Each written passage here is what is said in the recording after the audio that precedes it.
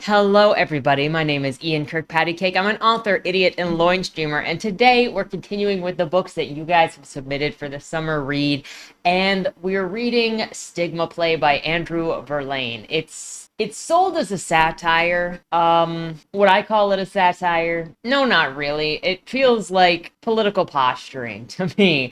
But we'll get into that. I'll love to listen to your guys' opinions or to hear your guys' opinions in the comments below as we go through, because this is a dicey one. And let me tell you, it does try to offend. It actually feels like it's trying very, very hard to elicit an emotional response, an offended response, even from the author's note at the very beginning, which is a sort of trigger warning that condescendingly tells you to put the book down if you're upset. But that also just feels tongue-in-cheek to me.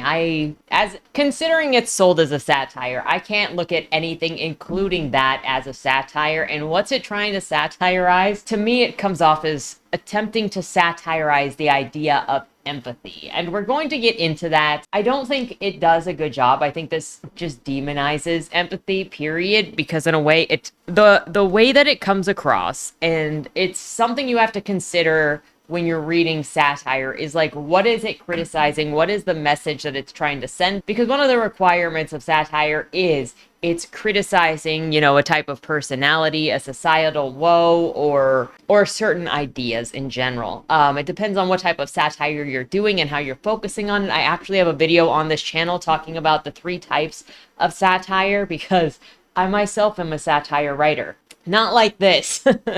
But yeah, we're going to get into that. I'll love to know your opinions as we go through.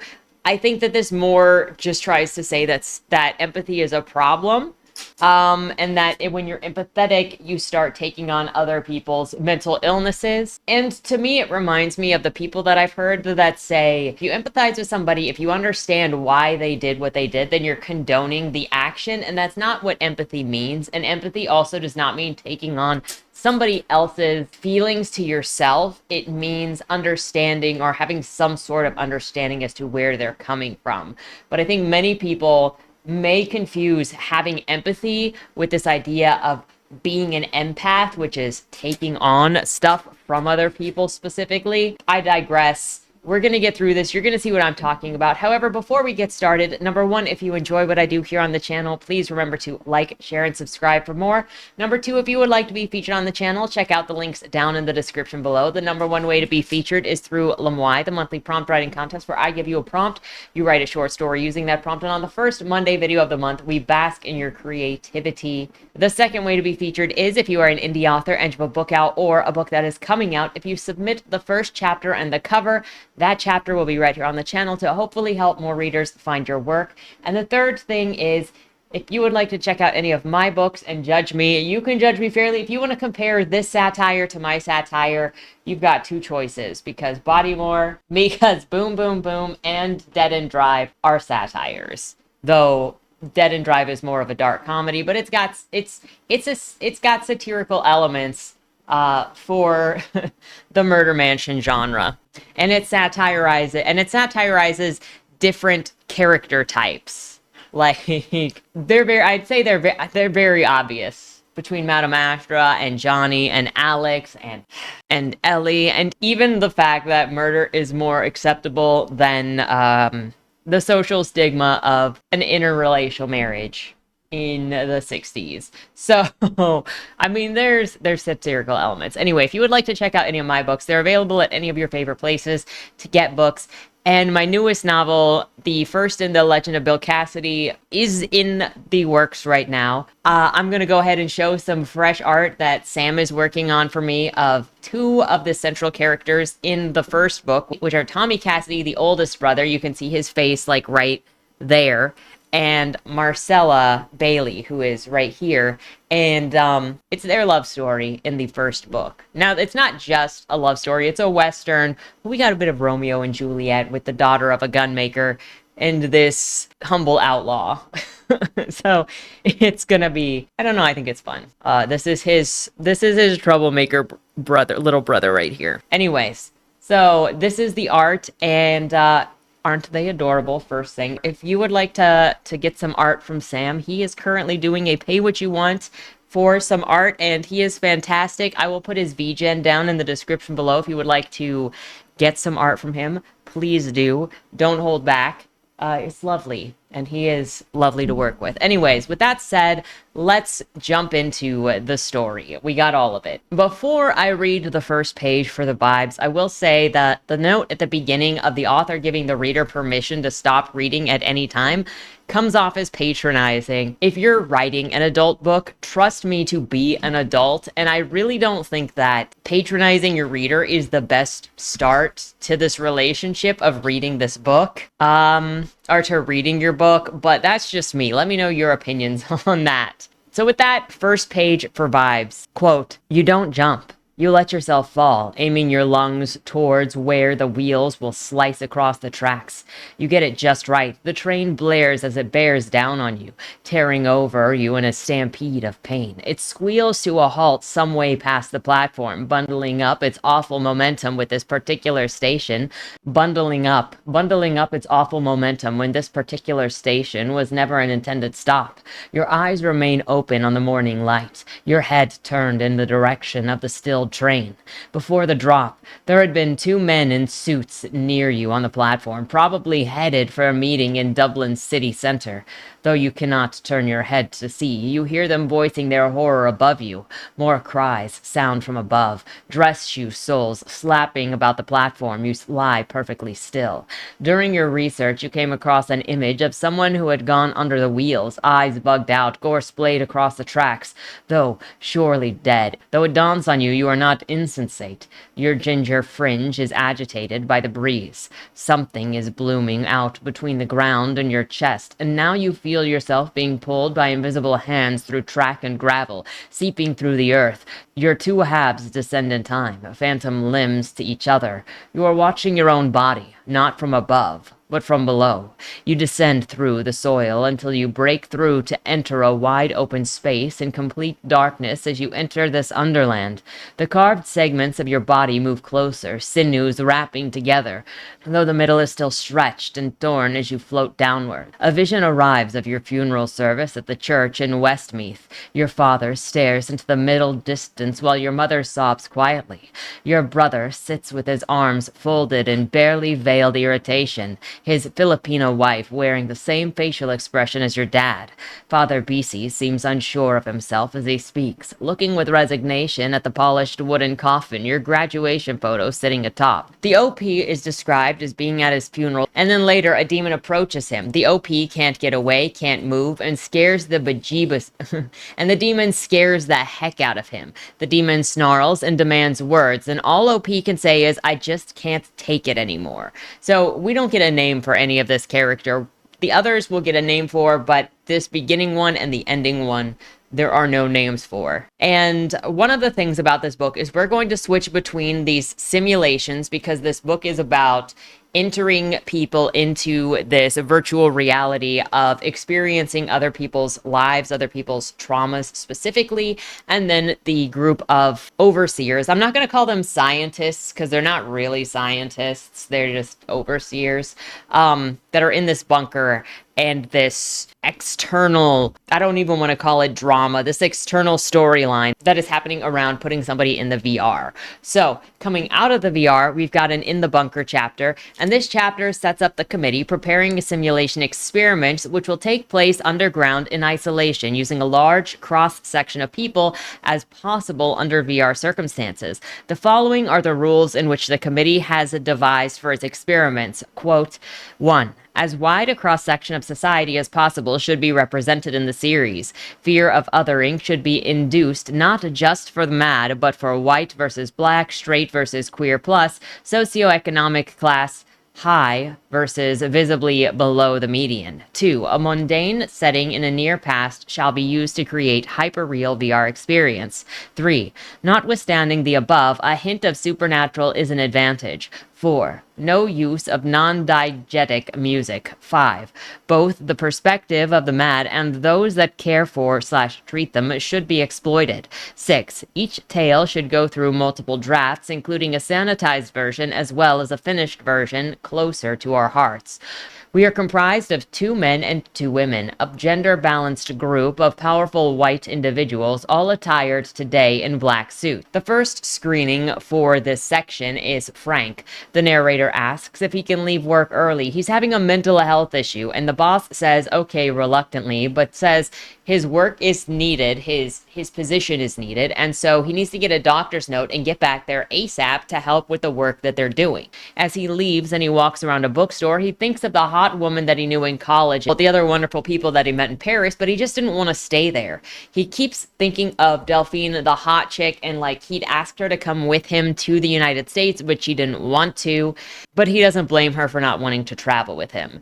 Then suddenly a mass shooting is happening in a public space, and he goes running and ducks into a psychologist's office. Trying to call the police, he can't get through. He falls onto the ground and asks to see the doctor, saying that he is having a panic attack. He looks at his phone and sees that a message from his boss saying that the office is a mess and he needs to get back to work tomorrow, like for real, for real. After posting a wanted ad, the narrative goes into surveying participants and telling them about the mission here. The narrative says this odd statement, quote, "The text seems to be in good working order. We had to include at least one malingering case, even if he has a genuine panic attack at the end. Oh, look at the time. We pace briskly out of the VR chamber to the meeting room. We take our seats at one end of the oval table and review our notes." It's not really malingering if he's actually having a genuine panic attack, and I get that they probably mean when he is asking to leave the office for a mental health day, but he's not even malingering just to say that he is having a mental health issue and needs to leave. Malingering includes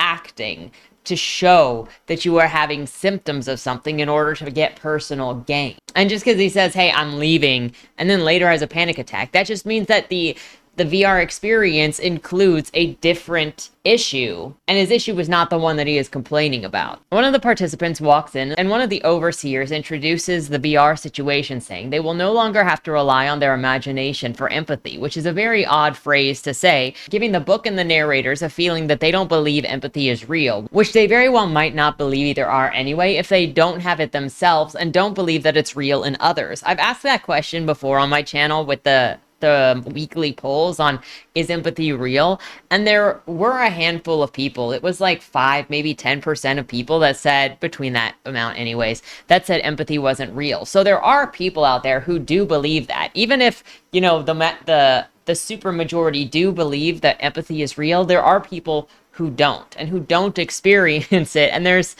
at the very least, there's nothing you can really do about it if somebody just doesn't believe in empathy. At least so far, it's also presenting the idea that you can't empathize with someone unless you know exactly what their fight was by living it via VR. June, the current participant, is put through the VR of that shooting scenario from the POV of that previous narrator, the one who went to Paris. The narrator describes the woman going through the thoughts of the old girlfriend in sexual daydreams and says, quote, "In the sanitized version she views, the main character's depression is more genuine than in our own version, and June wells up. In the bookstore, her arousal levels increase substantially in response to the sexual elements of the flashback with Delphine. June is a heterosexual woman, so it is hardly a surprise that this is a novel, exciting experience. It causes her to gyrate just a touch on the slab, though her movements are restricted by sleep paralysis. June catches herself and then wills herself and then adopt a more that's really something expression." What a thing for the narrator to say. What exactly are the implications here? That every heterosexual woman is itching for a novel experience of being with a woman and will be turned on because it's a novel experience? Is this part of the implication that every woman is secretly bi mindset? And I say this knowing it's a generalized statement on all women because of how the narrator is presenting this, as of course she's turned on and squirming at the touch of a woman because she's a heterosexual and it's a new thing. But, there is such a thing as not being interested in women at all because you're a heterosexual woman, and so you would not be turned on by it. But I digress. This just feels like porn brain to me. She then experiences the shooting and is given an evaluation sheet to fill out after. The overseers like this woman. I feel like this is because they think she's meek and sexually active, and they can exploit her fairly easily. Compared to the next candidate who comes in, quote, "There's one other candidate. This woman swaggers in, an OB obese specimen with frizzy hair in a black Armani jacket that doesn't go with her skirt. She beams at us, her physiological arousal levels highly elevated, even allowing for the signal artifact she creates by waving at us with her sensor hand. Our AI has said yes, but the glow on her forehead is leading us toward a firm no. Despite the total control we exercise over our little morality tales, it's so frustrating how much work we still have to do to predict people outside of our circle. We point to her chair. She sits and pours her Diet Coke before taking a calculated breath, assuming a power stance by throwing her shoulders back and launching into her script.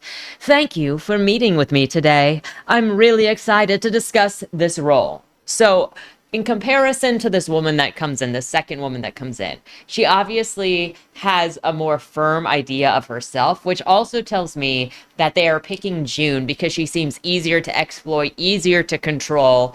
And it's also interesting that they only interview two women. They don't bring in a man and a woman to go through these VR experiences and then to compare how they experience these things. Nah, they want specifically a young, pretty woman who is easy to manipulate with their VR experiences. And that had to do with seeing how sexually excited this heterosexual woman got with the fantasies and memory of this young male POV.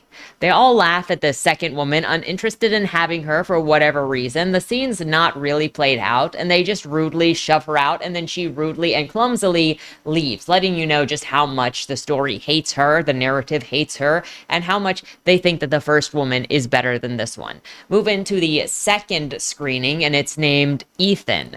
Coming into an active shooter drill at school as Ethan, he trips on this girl named Chelsea while shoving a table over, and then spends a portion of the chapter complaining about how Chelsea is a teacher's pet because she's a girl, and that's just how things are, and also she's a snitch, but he also kind of likes her. And he complains about having to listen to other people read out loud for class as they're all called on because they're boring and he can't pay attention, and his dad has always said that he was smart and that's why he can't focus.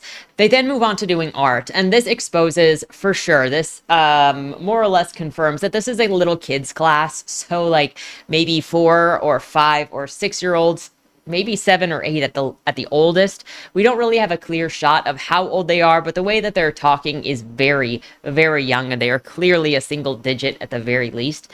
Considering it gave a profile of things before, it's an interesting choice that it doesn't do a rundown of each scenario as it introduces the characters to the reader. And by a profile scenario, I mean it introduced who the 4 overseers were in a very here's their profile way and told you like their ages, their occupations, some brief personalities and bios. And with these simulations, it doesn't go Ethan, age, blah, blah, blah, and then launch into it, which I think, at least by telling you the scenario, it could have acted very much like inserting a cartridge of an experience, and it would have matched with some of the other stylizations of this book. I don't know why it didn't. I had to come back and reference this chapter later because it decides to make Chelsea get sexual, and I don't know about you, but the sexualization of children and acting like children have the same sexualized opinions and ideas as adults is a red flag to me. You'll have to let me know when we get there. But also, I've heard creeps say that children are sexual beings, and you can you can imagine when I come across it in books, I'm like, unironically in books. So they move on to art class, and Ethan chooses Chelsea and Jason for his team. I don't know why, because she's the teacher's pet, his bully, and she takes his yellow paint away from him. So he complains about her, but then he's still like, I want you on my team at my table for paints when I could just stare at you from afar even if I have a crush on you. He gets yelled at by the teacher for getting out of his seat to go and get the yellow paint, and then Chelsea vindictively spills the yellow paint on him on purpose, so he shoves her. Everyone is calling him a bad guy for having shoved her, and then he gets sent to the principal's office. Why do I feel like I've read this story a million times before? Because it's just a victimhood narrative of all girls are out to get me and don't understand even when they are the bullies. I mean, we're here for the experience of the empathy path of his victimhood complex, but this is where we are.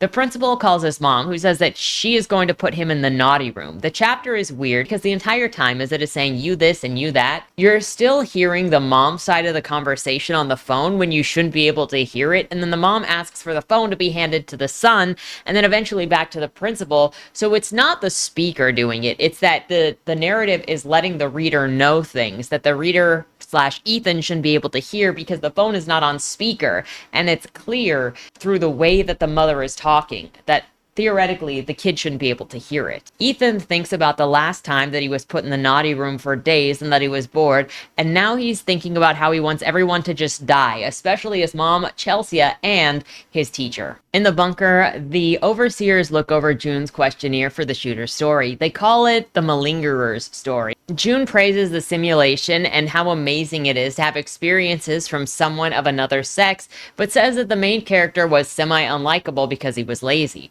She asks if they're going to want to know about the second simulation with the ADHD kid, but they want to see how suggestible she is first and ask her to do a couple of things, and she complies, including when the overseers keep asking if she has found one of their employees, Mr. Paul, attractive.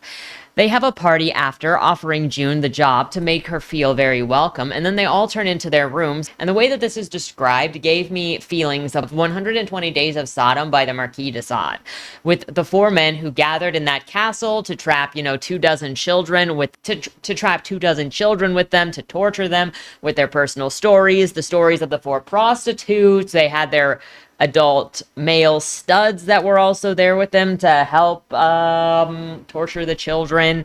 And that all happened for 4 months. These four introduced as we and constantly in the bunker are talked about as we instead of individuals. So we have you and we, which is a literary setup to create they are controlling you, the reader. And that is often why the second person is invoked, is specifically if it is a first person narrative voice and you say, I do this, I do that, then it is an empowering narrative to say like, you are choosing to do the actions, even though obviously it's a book, so you're not, but you are in control. The narrator is in control. In third person, you are back here watching the characters do their things, but in second person, it is meant to sap the autonomy of the reader and to make it feel more personally forced, or that you are in that position.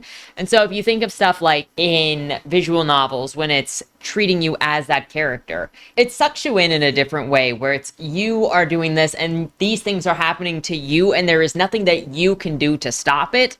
And then when you're seeing the we, obviously we've got this controlling perspective back here that then also sets up this dichotomy of us or them versus you, which makes it feel more isolating, alienating, and also this idea of these people behind the glass windows watching you. So consider that for the literary technique of what is happening here. With this reference or this feeling of Marquis de Sade, then obviously it gives this feeling of an unfortunate person who will be tortured by these people. And I was very right about that. Quote, the fun winds down after a couple of hours. The staff tidy up for the night and we order Miss Mendelssohn a taxi. When we are sure that the coast is clear, we return to the dining hall for a nightcap. We fire up the ultra edge tech on the paintings. The landscapes stay the same, but demons enter the green valley, swarming around its peak and troughs. The boar flees the scene. We give the demons a wave and they wave back. We share a drink, a glass of whiskey for the boys and wine for the girls. We share drinks, a glass of whiskey for the boys and wine for the girls, sharing stories to fill in the blanks of June's autobiography. Slightly tipsy, we have one last dance before Betty buys. As we waltz, the demons on the walls follow suit. We retire to our quarters, one bedroom each, located on the level below other rooms. On this level, there are also 2 spare bedrooms that will be free for use by our game tester and sensitivity reader. Melanie Altilaire's room is the largest, with a treadmill and suite bathroom with jacuzzi, huge screen, and 4-poster bed.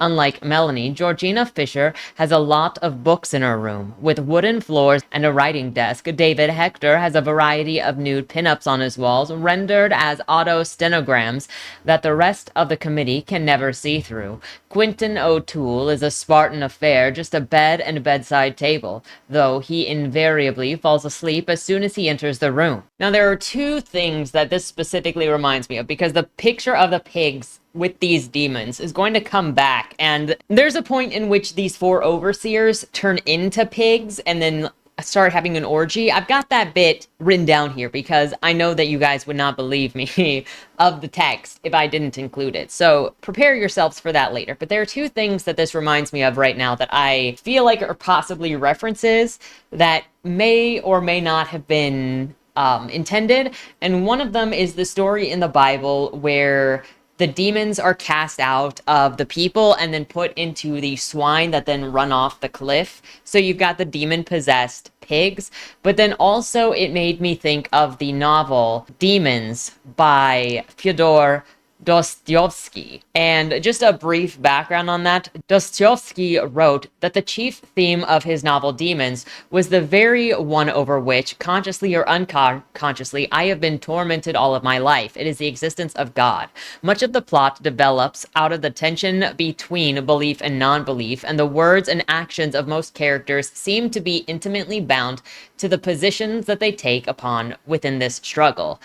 Dostoevsky saw atheism as the root cause of Russia's deepening social problems. He further wrote that a man who loses his people and his nation's roots also loses the faith of his fathers and his God. It is in that letter that he speaks, referring primarily to Stavrogin and secondarily to Stepan Verkovensky, of the Russian man, as comparable to the man possessed by demons who is healed by Jesus in the parable of the swine. So there are two. This book also has swine included in it. In Demons, the Russian man has lost his true identity and tries to fill the void with ideas derived from Western modes of thought: Catholicism, atheism, scientism, socialism, idealism, etc. As teachers and strong personalities, Strovgin and Stepan Trofimovic influence those around them, and thus the demons enter the swine. Only at the end, after a heartfelt acknowledgement of their faults, are they given the possibility of redemption. Instead of belief in God, Stavrovgin has rationality, intellect, self-reliance, and egotism, but the spiritual longing and sensual ardor of his childhood, overstimulated by his teacher, Stepan Trofimovic, has never left him. So that's just kind of a basic introduction to Demons if you've never heard of it before. And those are the two vibes that I get for this, which I also get that this is a morality story of some kind, and I specifically think that it is mocking the idea of empathy and relying on empathy, but I don't know what it would want to replace empathy with, but it is associating this idea of understanding other people with demons, because the overseers of this whole thing are inserting people into other people's lives to experience what they've experienced, and it's demons running this whole thing. I don't know what else I'm supposed to derive from that, but I'll be interested in your guys' breakdown of what you see in this. Now we go to the third screening with Judith. She opened with a letter that Judith is writing somewhere about people's language towards the mentally handicapped because her son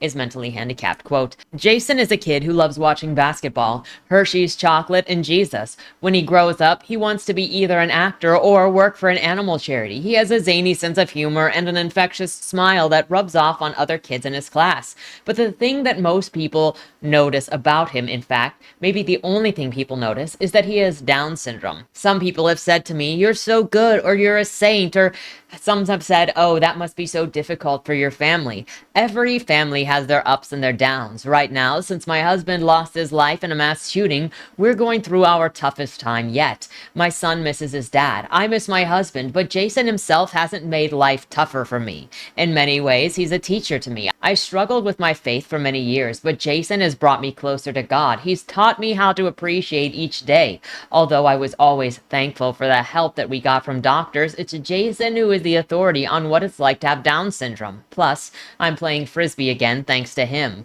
Maybe you don't know anyone with an intellectual disability and you're wondering what this has to do with you. Well, you might think that it's cool or funny to call someone a retard just because they're annoying you or made a careless mistake. But think for a minute about how that makes Jason feel, or ask yourself how that makes me feel. I really didn't think that it was okay to publish that article where somebody used a word like that. Yours, etc., Judith Schoenfeld. She thinks about how she wants to go to Paris and then looks at pictures of Paris before deleting the letter that she wrote, and then goes to pick up her child from school. She also picks up her friend's child, Betty. On the way home, she stops at the grocery store with her kid Jason and Betty. While checking out, Jason is throwing a tantrum about wanting gum to the point that he starts flinging his arms around and hits the counter boy. The counter boy hits him back, and Judith rushes out of the store with both of the kids and no groceries, and at the car, she hits her son a bunch of times before tossing him into the vehicle with Betty and driving off,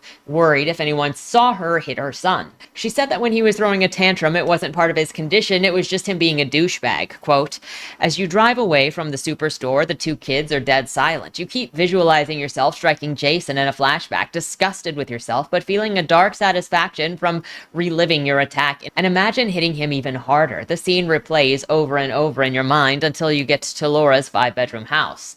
At Laura's house, Jason has a visible cut in his head. Judith lies about how it got there. Laura offers them ice cream, and Judith hangs out for a bit because she needs a little bit of company that's not her son. Judith talks briefly to her friend about how hard things have been to adjust to since her husband died recently, but they're getting by. The shooter was this Korean guy, it seems. We'll get to him all the way to the ending, but it really doesn't seem like it matters. It seems like it was put in here for sensationalism, but this entire book comes off as sensationalist to me. Then Jason and Judith head home and get ready for bed, which includes mixing her child's drink with a bunch of drugs to kill him. She apologizes for hitting him. He says that he misses Dad, and she says that it won't hurt so bad soon. As he passes out while she is reading him a story. Quote, "Alistair the Owl is a picture book about a young owl who doesn't fit in with other birds as he is nocturnal. The text isn't very original, but it's by a local indie writer, and it has great illustrations of human-like birds, a robin, a raven, a bald eagle for the patriotic touch. It's basically about how it's okay to be different from your peer group, the kind of morals that you always wanted to teach your son." And then he dies at the end because obviously he's OD'd on whatever Judith put into the drink, and she just can't take it anymore. Returning to the bunker, they're sharing the VR dreams from David with returning to the bunker, VR dreams are being shared with the other observers. He is getting a lap dance from June while she is singing in French in some kind of speakeasy style setting. Then he goes to pee, and there is this weirdo in the bathroom watching him, and he wakes up. Skip to June being interviewed about the Judith situation. They confront June about knowing that she lied about being let go from her last job and says that they're keeping an eye on her. They don't want her to lie again, and they are going to come after her if they do. They're going to punish her if they do. Then they call this Mr. Schneider. They describe as looking like Hitler without a mustache, and this man is apparently their sensitivity reader who is going to go over their scripts and then give them feedback on the issues of the scripts. Switch to the observer people playing basketball for what feels like a try-hard political satire. Quote, "After another review of the story about Judith and Jason, compelling but the body count is getting a bit high, we move past the VR chamber to the gymnasium. The hall is quite dark apart from pools of light provided by the bulbs that hung from the high ceiling. The unused basketball hoops look rather sad. We'll have to have a game soon. But first, some theater. There's a stage at the far side of the gymnasium from the entrance, but we decide to perform on the basketball court. We get some bags of money with dollar signs scrawled all over them in black paint and erect a wall of sandbags near them. Atelier and O'Toole are on guard duty by the money bags, while the academics are the misfortunately trying to snatch the public funds. Look at me, Professor Fisher says with feigned down-style speech impediment. I'm professor of White and Wong, and I got this gig through affirmative action. The giggling hits fever pitch as the professors reach the sandbags. As they attempt to scale them, their opponents gently push them back with soft pugil sticks. Professor Fisher goes for broke, rushing around the side of the wall of the sandbags on foot. Over howls of unfair play, she stampedes towards the money bags. She thrusts the nearest one open, hurls banknotes into the air, and rubs her tongue along the side of one wad of cash. Professor Hector has reached the top of the sandbags and drops towards the loot, landing with a thud before stuffing cash into his pockets. Atelier grabs him from behind around the waist, dragging him backwards to the ground. Your body is a little too old for me, Atelier says. but I'm going to press ahead anyways. Bishop O'Toole and Professor Fisher throw money on the bodies as they feign the two-backed beast. Melanie interrupts their dry humping with a pail of cold water. We're in hysterics, totally invigorated to be really at play once more, all four joined in dissolute adolescence. Personally, I hate this kind of content. It's not a story, it's not meaningful, and it's not thoughtful or clever or poignant. It's pretentious to me. Political screeds made into a book so that the narrative can argue one way with a straw man about all of the social and political woes that somebody feels. It's the kind of thing that makes me depressed to read, actually, and this wasn't a fun read. It wasn't an interesting read. It wasn't a unique read. I actually felt like I've read this story before by scrolling through certain parts of political Twitter or Minds or Parler. You get the and it's not because of the message specifically or its clown world point of view, but just how disrespectful it is as an art form to the art form of telling a story. I'm sick of seeing political speakers LARPing as storytellers, but hey. Now we move on to the fourth story, the fourth screening, Brad. So Brad is this guy who works at the grocery store who smacked Jason when he was having a fit. Well, he's fired now, and he's imagining everyone in the neighborhood around him talking about him because he's schizophrenic. This is such a simplified way of looking at schizophrenia. It's not even funny. It's like, I don't know the kind of research or ideas that went into how this author wanted to present these mental illnesses, but I don't think it went deep enough in understanding how they're portrayed. And instead, most of the time, it just goes, this is what it is. This is the thing. This person's having a panic attack. This kid has ADHD. This person has schizophrenia. This person has two personalities. And it's just, again, it feels sensationalized and not really like it's interested in exploring what any of these things mean, which is unfortunate because you could have had an interesting narrative from all of these perspectives and you didn't. So Brad sits down with his mom at home, who has made him dinner, and she is snarky with him. He doesn't quite like her totally, but he lives there with her because he doesn't have much of another choice. The neighbors also got home while he was outside, and they have a 15/16-year-old daughter. He grabs a tent from the attic to go camp in the backyard, and the girl from next door comes out and starts talking to him. Immediately, he's thinking about how she might be as his girlfriend, but he's also like, there is quite an age gap here because she's 16 and I'm well into adulthood. Side note, this book has a really weird relationship with every female character brought into it. And it's not just this one awkward guy. It's all of the characters. It's all of them.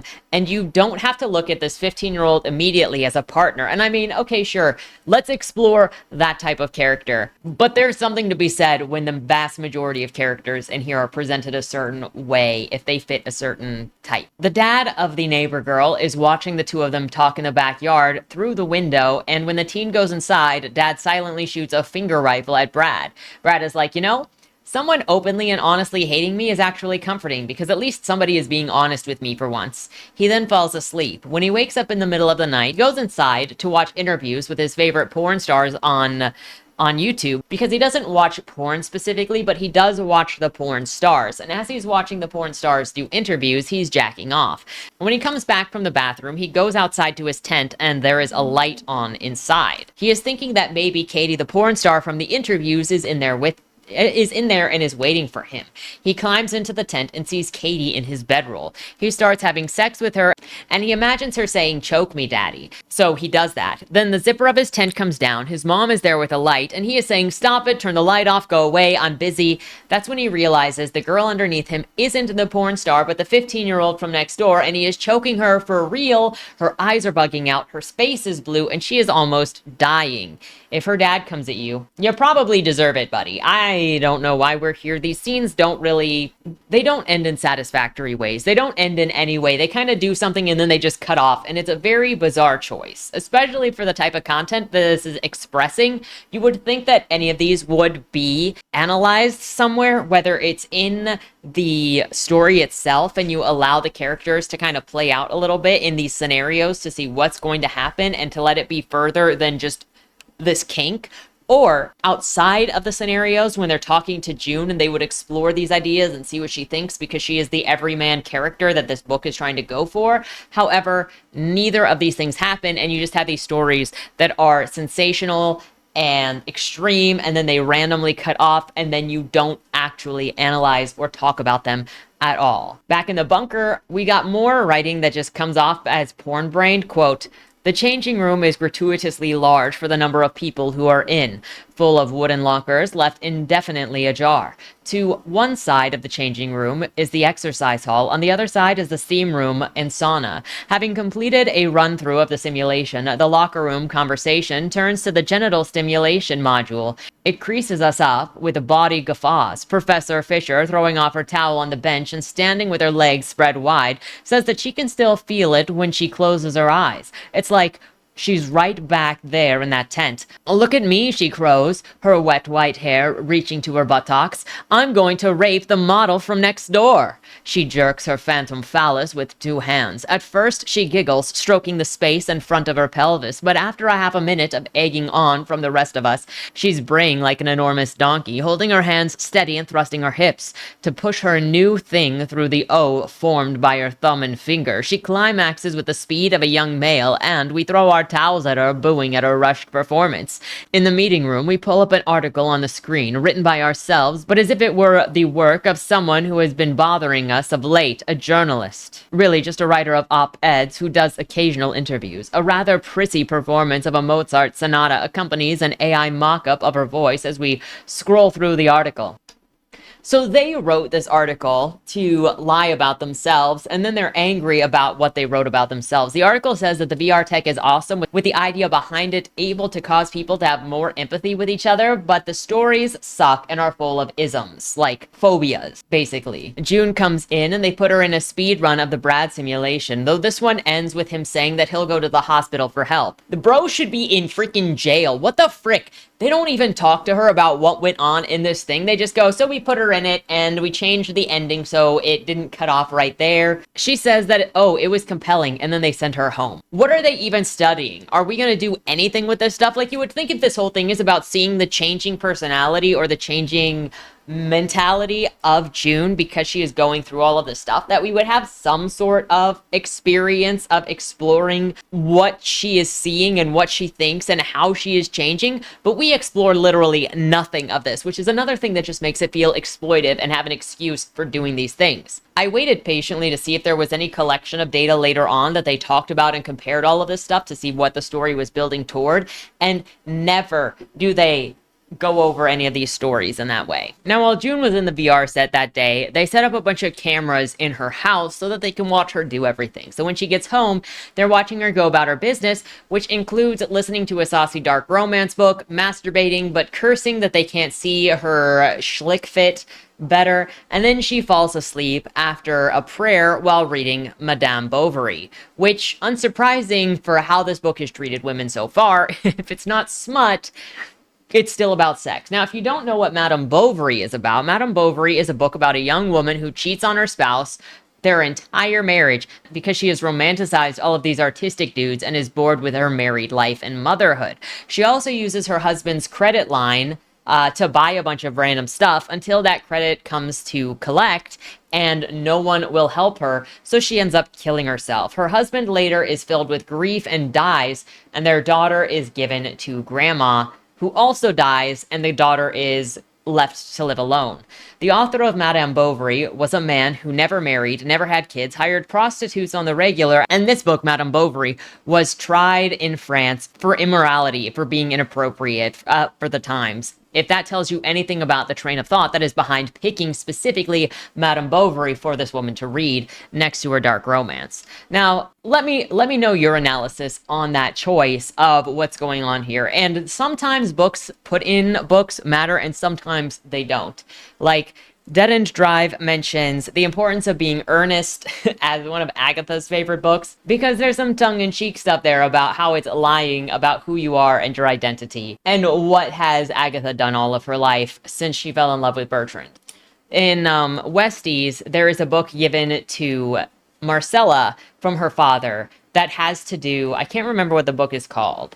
because it recently came up specifically during the revision, and I'd have to go and grab the thing. But it has to do with her father gave her this book because it's about like a young woman who chases after desires, not like sexual desires, but she chases after this idea of love, of wanting to be in love, and disobeys her father and ends up in tragedy. And so her father gave her that book specifically to be like, this is how a good girl is supposed to act, and this is what happens if you disobey your dad. So, like, these books that you put inside of books often have some sort of meaning behind why they were chosen. So, looking at Madame Bovary, what would be your thoughts on why Madame Bovary was used for June in this situation? Because it doesn't have any relevance otherwise. It comes up constantly when she goes home because she's reading it, but why Madame Bovary? Since I don't think it was a random choice. The next screening is for a woman named Laura. The simulation starts out with Laura talking about how her dad is prejudiced against black people, and she is sitting in a doctor's office waiting for her dad's dementia to be looked at, for her to be given an update. She also thinks that her dad's doctor is hot, even if she has a husband. So, quote, Dr. Birmingham is such a dreamboat, not to disparage your husband or anything, but there is something so intriguing about a medical man. Dr. Birmingham is tall and dark, almost Mediterranean. He must be at least part Italian or maybe Greek. There's something so warm and reassuring about his voice, but there's an authority to his tone, too. He could recommend you do anything, and you know that you would do it without a second thought. He checks in with Pops, doing a memory test with him, and then asking you and Pop about his symptoms and double checks what meds he is taking. There are a lot of drugs, so the doctor always wants to make sure that the combination isn't having any weird effects. He recommends that you stop one pill that might be reducing the effects of pills that are supposed to help the Pop's memory. You take the prescription, bring Pop out to talk with the secretary, and then sneak back into Dr. Birmingham's office. He smiles with empathy. Laura then gets a call from Judith about stopping at the store on the way to bringing a Betty to her, and speed through Judith and Jason being there for ice cream. She talks about how busy her husband always is now with work, his VP job, and how he is always out of the house for 12 plus hours a day with work. He gets home and he's tired, not really into having sex as much anymore as she is, but that night he wants to. Also that night, the daughter is eager for a book to be read to her, and around bedtime, Dad pees himself. The dementia father pees himself on the couch, and he also has a boner. She helps Dad upstairs and cleans him up afterwards. Then, in the bedroom, Laura and her husband are having sex when naked dementia Dad comes into the room and pees all over the floor and the bed and tries to pee on Laura. She shoves the bedroom door closed because she hears her daughter coming and doesn't want her daughter to see any of this. And then her and her husband clean up after the mess and sleep in the guest room because the bed is covered in urine. The husband isn't feeling sex anymore, so he just falls asleep, and Laura, wanting to get even with her dad, grabs a cup from downstairs, pees in it, and then pours it on her sleeping father. I literally put my head on the desk for a good 20 seconds at this point because I'm just like, I'm not into this book at all. Yeah. The condescending permission granted at the beginning of the book said put it down whenever I want to, but then how am I going to talk about the book if I don't get to the end of it, if I don't get to see what it's trying to do? The only thing that I was seeing as I was reading this book was an actual seething hatred coming through every single character, but especially a hatred towards women, society, and the reader. To which I should add that this book even went out of its way to have Betty enjoy stories worse than Jason.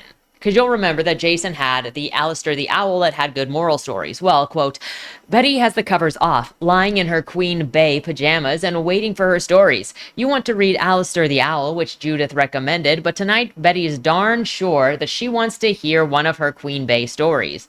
They're real lazy books to tie into the TV show that Betty watches. Unlike Alistair the Owl, which really does have a good heart, the Queen Bey books are all about what clothes the girls have or what car their boyfriend drives, with a little moral about cleaning your room or something tacked on at the end. Oh sure, they're politically correct because one of the girls is black and one is from China or something. Still, overall, they're pretty harmless. Like, why was this a choice? This didn't even need to be included. It's just there to insult Betty because she needs to have a worse story when it doesn't really matter. In the bunker, it starts out with a report saying that the more people become empathetic to mental disorders, the more they adapt or believe in learned helplessness. I was hoping at this point that the theme of the book was not going to say that empathy and understanding somebody's perspective was permissive of those behaviors. I guess, no, it kind of says that in saying that empathy makes you more mentally ill. And if you show empathy, then you start thinking like other people. So you can't really become empathetic with people, because then you start just giving yourself mental disorders by being empathetic. Like that's how it ends. We'll get there. It feels like before and after each of these sessions, these screening sessions, there should be a brief and a debrief to check in with the subject to see maybe how they're changing, the emotional heaviness of the simulations, how they're being affected overall, and to compare possibly to another subject. It would provide more to the story and more to the themes, and I don't know why they aren't doing this when it's a psychological study of the changes the more that you interact with these VR simulations and become more empathetic to these things. Like, this would be an important part of this study in general as a study, and we don't have it. Which, going to June now, she plays basketball with the overseers. It's men versus women, and the men cream the women. They then bring her into the unisex changing room and the steam room, where they immediately get naked after putting on bathing suits. So why even bother? I guess they were catfishing her with, we're gonna wear clothing, but also not. She heads home and calls her dad on a video chat to tell him that she's got a job with this cool VR gear that's awesome and is going to be revolutionary. She also asks how her mom is, and it looks like her mom has dementia and is not doing well. After hanging up, she reads Madame Bovary until she finishes it, crying. She plays some video games and then does the dishes. Going on to the screening number 6 with Raven. Raven is at Dr. Birmingham's, and at this point, I'm not sure what kind of doctor he is, because we were dealing with dementia, and now we are dealing with extreme anorexia. Raven is severely underweight, only 80 pounds, and used to be overweight. Also, she's already thinking of the laxatives that she takes at home so that she can lose more weight. The doctor is suggesting that she stay in the hospital until they can get her therapy started. Raven also tells him that she wants to be a writer and write stories about social and racial injustices and wants to win an award someday. She also stood up in class before to read a story because she was asked to. She goes shopping with her mom to get new clothes at her mom's suggestion, though she's not really interested in that, and then they hear gunshots when they're leaving. Raven also thought that the doctor was hot and had been addressing what seemed like her dead sister throughout the simulation. And that was pretty much it. In the bunker, we get a train of consciousness on June's thoughts going through the simulation before they all retire for this bizarre meal. Quote, "We push through the doors into the dining hall, where our tables heave with the assembled goods. Since June is back home for the evening, we needn't watch our manners. A watermelon-sized mound of caviar is hidden underneath an array of hundreds of deep-fried puppy chihuahuas, one draped over the other in shrimp-like arrangement. We nosh through a couple of the puppies, spitting the bones into porcelain dishes. Ortolan and savory jelly is our amuse-bouche, the firm jelly in each bespoke mouthful, shaped with 4 custom-made molds to fit snugly inside of each individual's mouth. We cast an eye from one ruddy face to the other, with the head of a little deceased bird poking through puckered lips before decapitating them with our incisions, the pea-shaped heads rolling out before we peck them off of one another's laps. The help is on hand, and wipe our mouths with thick cloths. Starters a tart, sun-dried tomato and caramelized shallots on top of multiple molten cheeses in the style of a cheddar, brie, camembert, Coulia, Stilton, and U.S. government cheese, though they are not true instances of any of these cheeses, as they are made from human milk sourced from well-ruminated women at methadone clinics. The fruits of human breasts give the cheese a sweeter flavor, with the traces of drugs and a heightened cortisol lending it a real edge. The tart that we share is monstrously large, so we're ready to visit the vomitorium. We have been informed vomitoriums in ancient Rome were not actually used for vomiting, but in a more beautiful world they would have been. Tucked discreetly around a corner, this room is smaller than we'd like, though it boasts a pleasing mosaic of walls, Bacchus surveying his vats of wine with nubile teenagers at his knees. The center of the room is dominated by a vase modeled after Keats' Grecian urn, into which we will eject our effluvium. Georgina and the bishop are quick to puke into the vessel. David has a particularly suppressed gag reflex, but with a little help he manages to add his money's worth into the urn. Though Melanie has considerable stomach capacity, her emesis is less projectile than the rest of us, the masticated cheese running over her scarlet lower lip with little propulsion. Georgina holds up Melanie's hair as the politician pukes. Though Melanie has worn her hair down, Georgina's is done up in the style of Thatcher. Sadly, we all manage to stain our clothes, and so we squeeze in a quick costume change before the next course. Again, this is something that referenced 120 Days of Sodom to me, one for the shock factor, and two because 120 Days of Sodom ended every single day, and also I think they had it in lunch. It's been a couple of years since I read 120 Days of Sodom, but they spent a good 300 pages just pooping in chamber pots and then eating from chamber pots, and that was a lot of the book. Okay, I kind of imagined that Donadine was trying to gross out the guards as he was just like writing, because he felt like a kid in detention, because while Donadine wrote 120 Days of Sodom while he was in the Basilee. While he was in the Basilee. So I just imagine him trying really hard to get a reaction out of the guards and to be disgusting on purpose. Though that's just my opinion, though. Screening number 7 is a man named Doug. He appears to be an Iraq vet, and he is in the shrink's office, a shrink's office. It's obviously Dr. Birmingham, because Dr. Birmingham is at the center of a lot of these stories. This is when we get the foreword that Dr. Birmingham, this is actually when we get it said straightforward that Dr. Birmingham is a shrink specifically, because even though we've got dementia and anorexia, extreme anorexia, we don't have any evidence that he is not a physical doctor, a physician of some kind, because both of those issues could be dealt with by a physician or a neurologist. Now with Doug, he's sitting in the office and there is an Arab kid there waiting, and Doug is making judgments about him and swings back mentally to his time deployed. When talking to the doctor, he says that he has PTSD and he's struggling. Again, just being straightforward with whatever the freaking mental illness is supposed to be in the story, because it can't spend any time developing what any of these look like. So it just has to tell you. The doctor is like, wow, you were so self-aware to use the term PTSD, because so many people that are just like you refuse to see what that phrase is, refuse to recognize what it is. Here are some pills and a card for a vet support group. Doug leaves and thinks about how stupid it is to write war massacres for girls to have sex with at the end just for wish fulfillment. You know, he's talking about like stories where men go and kill a bunch of people and then they get the girl in the end and then they have sex with the girl at the end. He has dreams of his childhood bullies and the Arabs that he killed overseas. Some of these guys that he imagined or that he remembers from overseas were all about raping women, raping this one girl that he used to know in school.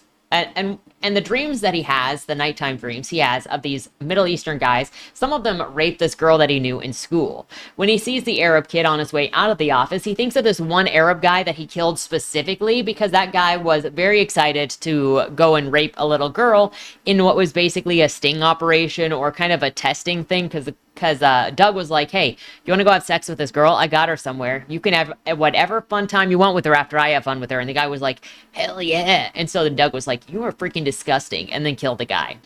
Doug finishes this scene saying that guy deserved to die, and he personally did not deserve to have PTSD over it. In the bunker, the overseers are spying on June as she brings a man home into the office, or as she brings a man home. They're flirty until she says that she had a mastectomy last year and hasn't been getting out much. Then he finds a way to leave very quickly because the mastectomy, I guess, freaks him out. She gets frustrated and calls a mental health hotline, explaining what she's been going through and the work she's been doing. Quote, there was this story about this guy who sees things that aren't there. There was a little bit where he was attacking this girl without realizing it. Like initially, he had thought that the woman was coming on to him, and then the scene was supposed to be hot before he realized what's actually happening. But even then, when he realized that he was attacking the girl, it was like, I don't know, it was still kind of hot in a way. I'm not sure. I like to think that I'm a good person, that I'm doing right by others and making something worthwhile with my life. But when I did that simulation, I felt like I was tapping into something more than just a fantasy. Like, maybe I'm not that nice at all. The person on the other line says something soothing and June nods along. She's scared of her own reptile brain. The poor lamb. I don't like this for a couple of reasons. Number one, we've seen nothing of her reaction or feelings or thoughts in any of these situations that she's been in. And so now it's just straight up telling us stuff that we have never seen, that the story never invested in letting you know and letting you see. And it didn't even invest in letting you know who June was to then see her transform. This story may have been better if it tried to be less experimental in design and kind of just introduced June, had June as the central character, and then you got to see her character change over time. Or to have it actually be June in these simulations and then the we as still the opposite side of things, so you could show that side of the story. But what it is doing now, I don't think is effective. Two, this is making the claim that she is no better or any different than the choking predator man. Is that because she thinks that she is empathizing with him so she can no longer judge him? Because you can understand somebody, but you can still judge them privately. But then it's being like, well, empathy means that you get rid of boundaries, and so you no longer judge because you take on their identity by understanding them. It's such a stupid way of approaching empathy, and that's not how empathy works. I mean, some people may hold themselves back from judging other people because they now empathize with them, but you can understand where somebody comes from, why they do what they do, and still think that their actions were not correct and not be turned on by those things. I wrote an entire thesis for my MFA in forensic psychology about how alienation and isolation and a fear of being alone were influences on Jeffrey Dahmer's mindset of the crimes that he committed and how he operated. He was afraid of rejection. It showed his trigger moment where he had his first kill had to do with rejection, had to do with loneliness. And it came after a series of events where he was alienated, isolated, and rejected. His mother moved back to Ohio with his little brother and left him alone in his house. His dad had already moved out and was living in a hotel, and so he was left at home at 18 after graduating by himself. And so then he found Steve Hicks, and he invited Steve Hicks back to his house, and then Steve Hicks was like, all right, I need to go, my concert is coming up. And he was afraid of being alone, freaked out, grabbed a weight, knocked him over the head, didn't realize that it would kill him because he was panicking. And this is also after the fact that he was a class clown all growing up because he just wanted to not be alone. He wanted to be friends, and he tried desperately to get people to like him. And if you look at all of the other things, I could go on about that. Like I said, I wrote a paper on this. I got a story to kind of illustrate all of this, even though Cain and Abel is still being worked on. Eventually, okay? I will eventually release Cain and Abel, but it's not there yet. But I could go on. But the pathology is there. The logic is there. And I'm not saying that is rational, but it is logical to the conclusion. And you could say, I understand the choices that were made in this situation without saying, I condone it. Without saying, I get it. Without becoming, I'm turned on by this thing now. And that's not what's being explored here. What's being explored here, what's being stated here, is if you show any understanding at all, or if you view things from somebody else's perspective, then you're going to inevitably take on those things yourself. You're going to become mentally ill. Empathy is mental illness, and then it condones other people's actions. And this is just so incorrect. Now, we're only 50% of the way through the book at this point, so it still has you going, where is this going to go? Because it's a satire. It's still got its arc to make. This is why we finish stories, to see what all it's doing all the way through. But you still have to ask, in what it's presenting and what it's doing to June now, what is the position that it's trying to make? Because if it's not that empathy is a joke, empathy will make you mentally ill, it's unclear.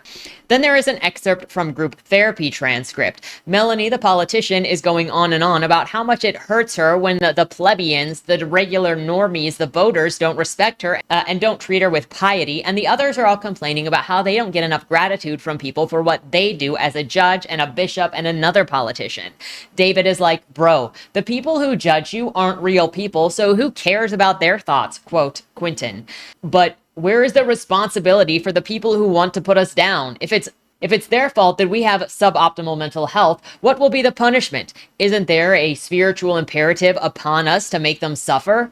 David, like, what I'm saying is there is a lot of scope for your thoughts about these nobodies trying to judge you. These thoughts about them can become almost cynical, and there is a feedback loop between your thoughts and your emotions, and then the more negative your emotions become, then the worse your appraisal of your situation. Melanie, yes. And if what they think about you or what they say has any kind of real relevance to your life, and let's not forget that we can't read their minds. They talk about how awesome their project is and what it'll be like to get it out there to more people. But they need somebody to front it, to sell it to the normies, and they don't think that June is the one to do it. Screening 8, Wallace. We're introduced to Wallace, and we're told he's basically a NEET with avoidant personality disorder. Like, we're straight up told he has avoidant personality disorder, as is the case with all these other things that just kind of say what the diagnosis is because they can't show it. He's seeing Dr. Birmingham like the others and is on meds and is trying to date. Now, the problem with this is with personality disorders, you can't really medicate them. The only thing that you can do is usually cognitive behavioral therapy to recognize the signs of your personality disorder and learn to cope or alleviate the way that you respond to things in a negative way. Now, medication can maybe help, like if he's got anxiety in general, he can have medication to lower the anxiety or to like shush the anxiety a little bit in an attempt to help with the cognitive behavioral therapy. However, you don't have medication for personality disorders. His dad's disappointed that he doesn't have a job right now, and he feels like his dad is disappointed with him in literally everything because he lives at home, no education, no girlfriend, no future, nothing. Mom is extra disappointed because she had set him up with her friend's daughter and things didn't really work out. But both parents are like, whoa, you met a girl on your own? You're gonna go meet her tomorrow? That's amazing. Okay, good luck. And there are a lot of other fish in the sea if things don't work out. Like, it's fine. He says that he is going out with his friend Doug for a bit, and it turns out Doug's hired a couple of prostitutes for him and Wallace. He takes the group to a shady by-the-hour hotel and has time with his working girl, while Wallace is too awkward and just lays on the bed fully clothed with the naked prostitute next to him for an hour. She kind of passes out because she's just kind of laying there, and he's like, he asked her to just lay there and is just not interested in doing anything. He thinks that he's pathetic as a virgin and also realizes that he's lost his wallet. He feels bad that he lied to his parents about having a date, so he quickly tries to find a girl on a dating app and ends up setting up a night with this girl named Kim.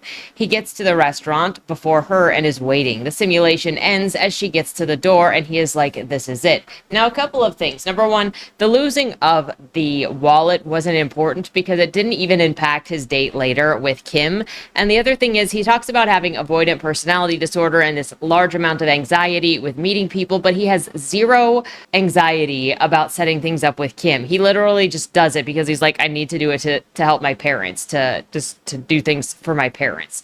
So the display of any disorder in this doesn't feel sincere, and it all feels convenient, just for like what the book says that it is trying to do. I don't know why this book specifically made this character have avoidant personality disorder and we never see anything. This book tends to just throw things around, but you never actually are exploring any of them, and the scenes are so short that you don't get a chance to really explore what any of the disorders or mental illnesses that are being described look like. Just having social struggles or personal struggles or being minorly social anxious doesn't mean that you're disordered, and the portrayals in this book feel shallow, and they don't read like actual expressions of showing these things. And that's exceptionally important in this book because this book specifically sells itself as trying to show these disorders so that it influences the empathy of these characters. But I really don't get just the lack of investment in the disorders that are expressed, that are said to be in here. In the bunker, Herr Schneider is now meeting with June. He is explained as, quote, "We explained to June that Herr Schneider's sensitivity reading is really a kind of peer review rather than some binding requirement. The idea is to ensure that we are more aware of how people with psychological disorders might respond to the representation within these narratives." June is eyeing up the younger gentleman, hungry as ever. She asks what he thinks of the VR. The first order of business Snyder apparently has is to contaminate the subject because he spoils one of the stories that June hasn't gone through yet when lecturing about poor representation of multiple personality disorder in media.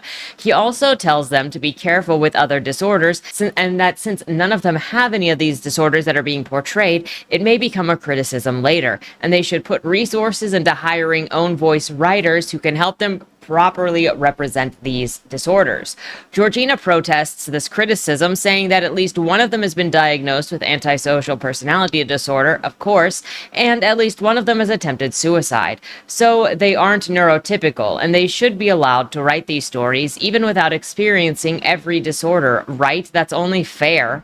Melanie steps into the discussion between Georgina and Schneider's criticism, quote, "The main thing," Melanie says, holding up peacemaking hands, "is that we get your seal of approval. We don't want to be showing our anatomy to the world without doing this." "Well, it is not really for me alone to give you the final seal of approval," Schneider corrects her. "This is really more of a process. I am giving you some feedback on my perspective on the stories at hand. I don't think there is some final point where you are not going to offend anyone. But sure, you can say honestly that you have consulted with me." "Great, so that's settled then," the bishop says, clapping Schneider on the back. It's not lost on me the subtlety of making the sensitivity reader look like Hitler without a mustache. I really don't think that that's clever writing. I don't think that it's anything but cliche and frankly annoying, and I'm not a fan of sensitivity readers myself. This just isn't profound to me, and I'm sick of reading everyone I don't like as a Nazi, everyone who disagrees with me as a Nazi, everyone who says, hey, maybe consider this thing as a Nazi, no matter who it's coming from. June then heads home while Schneider and the overseers all feast and drink. The committee go over the collaboration agreement with Schneider between them and Hubris Excelsior, which is the LLC in which Schneider is representing. Honestly, it just feels like a waste of book space because of the way that it is written. It's literally just going over a collaboration agreement. It's a contract. It doesn't reveal anything new. It doesn't create anything new. It doesn't add anything to the story. And it just makes the story feel less like a story, even more than it already does. Screening 9, Kim. So you'll remember that Kim is the girl that Wallace set up a date with. Well, it just so happens that Kim is a man who pretends to be a woman on social media, who dresses like a woman, does not identify as a woman, but he is just raging at the misogyny of the world to the point that he wants to catfish men,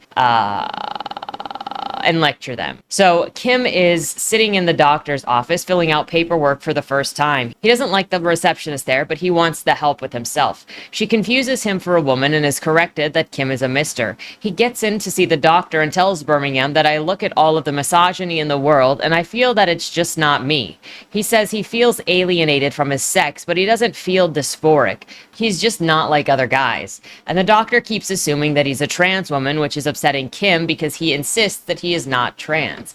The doctor keeps cutting Kim off to not let him speak, including snapping at Kim when he is trying to explain himself. Quote, "Look," you say, "I guess I should by now be used to the presumptions of medical professionals, but no, wait a second, you look." He interrupted. "I am here to help people, and in fact, I am currently quite interested in reducing stigma against people who use mental health services. Since the shooting at the mall, I barely have time to see the number of new referrals I've been receiving. I have a long waiting list, and the time that I have with each person here is precious. You have indicated that you're male on the form, but... Okay, you've indicated that you're male and are dressed in what seems to be a very effeminate manner, so given that it's my first time meeting you, I think I can be forgiven for thinking it's at least somewhat likely you might be a trans person. If I'm not a good match for you as a clinician, then you should go and see a doctor who is more specialized in the particular individual issues that you're dealing with, whatever they may be." From there, Kim obviously leaves because he doesn't like this guy. He's not going to hang around with this guy anymore. Which, yeah, fair. You should leave because Dr. Birmingham is a bad therapist, it seems, in every single way.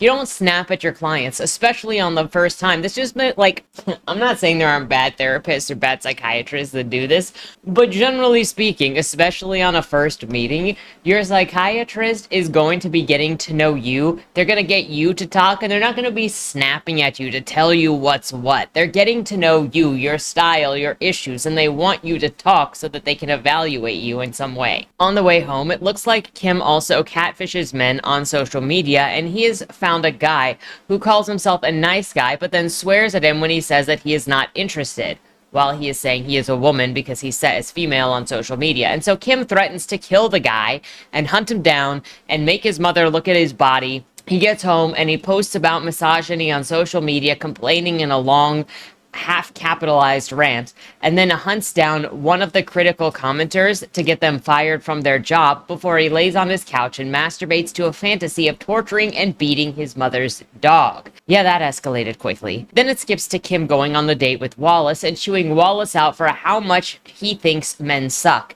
He claims that he was raped by a man in the ass after turning the man down for a second date. When he leaves, Kim chases Wallace to his car, beats him, masturbates on top of him, and then runs away and laughs hysterically. This book feels like it's claiming to be about some mental health thing just to write scenes like we're getting that explore nothing is stupid to me. It feels like an exercise in attempting to appear intellectual while complaining about some societal woes, and also just wanting to write disturbing scenes that frankly are not really unique if your whole thing is writing disturbing scenes. Like, disturbing scenes are not enough to be unique. When the whole of, like, splatterpunk exists, when the whole of extreme horror exists, when the whole of bizarro exists, extreme scenes do not make a special story to me, and that's mostly what I see here.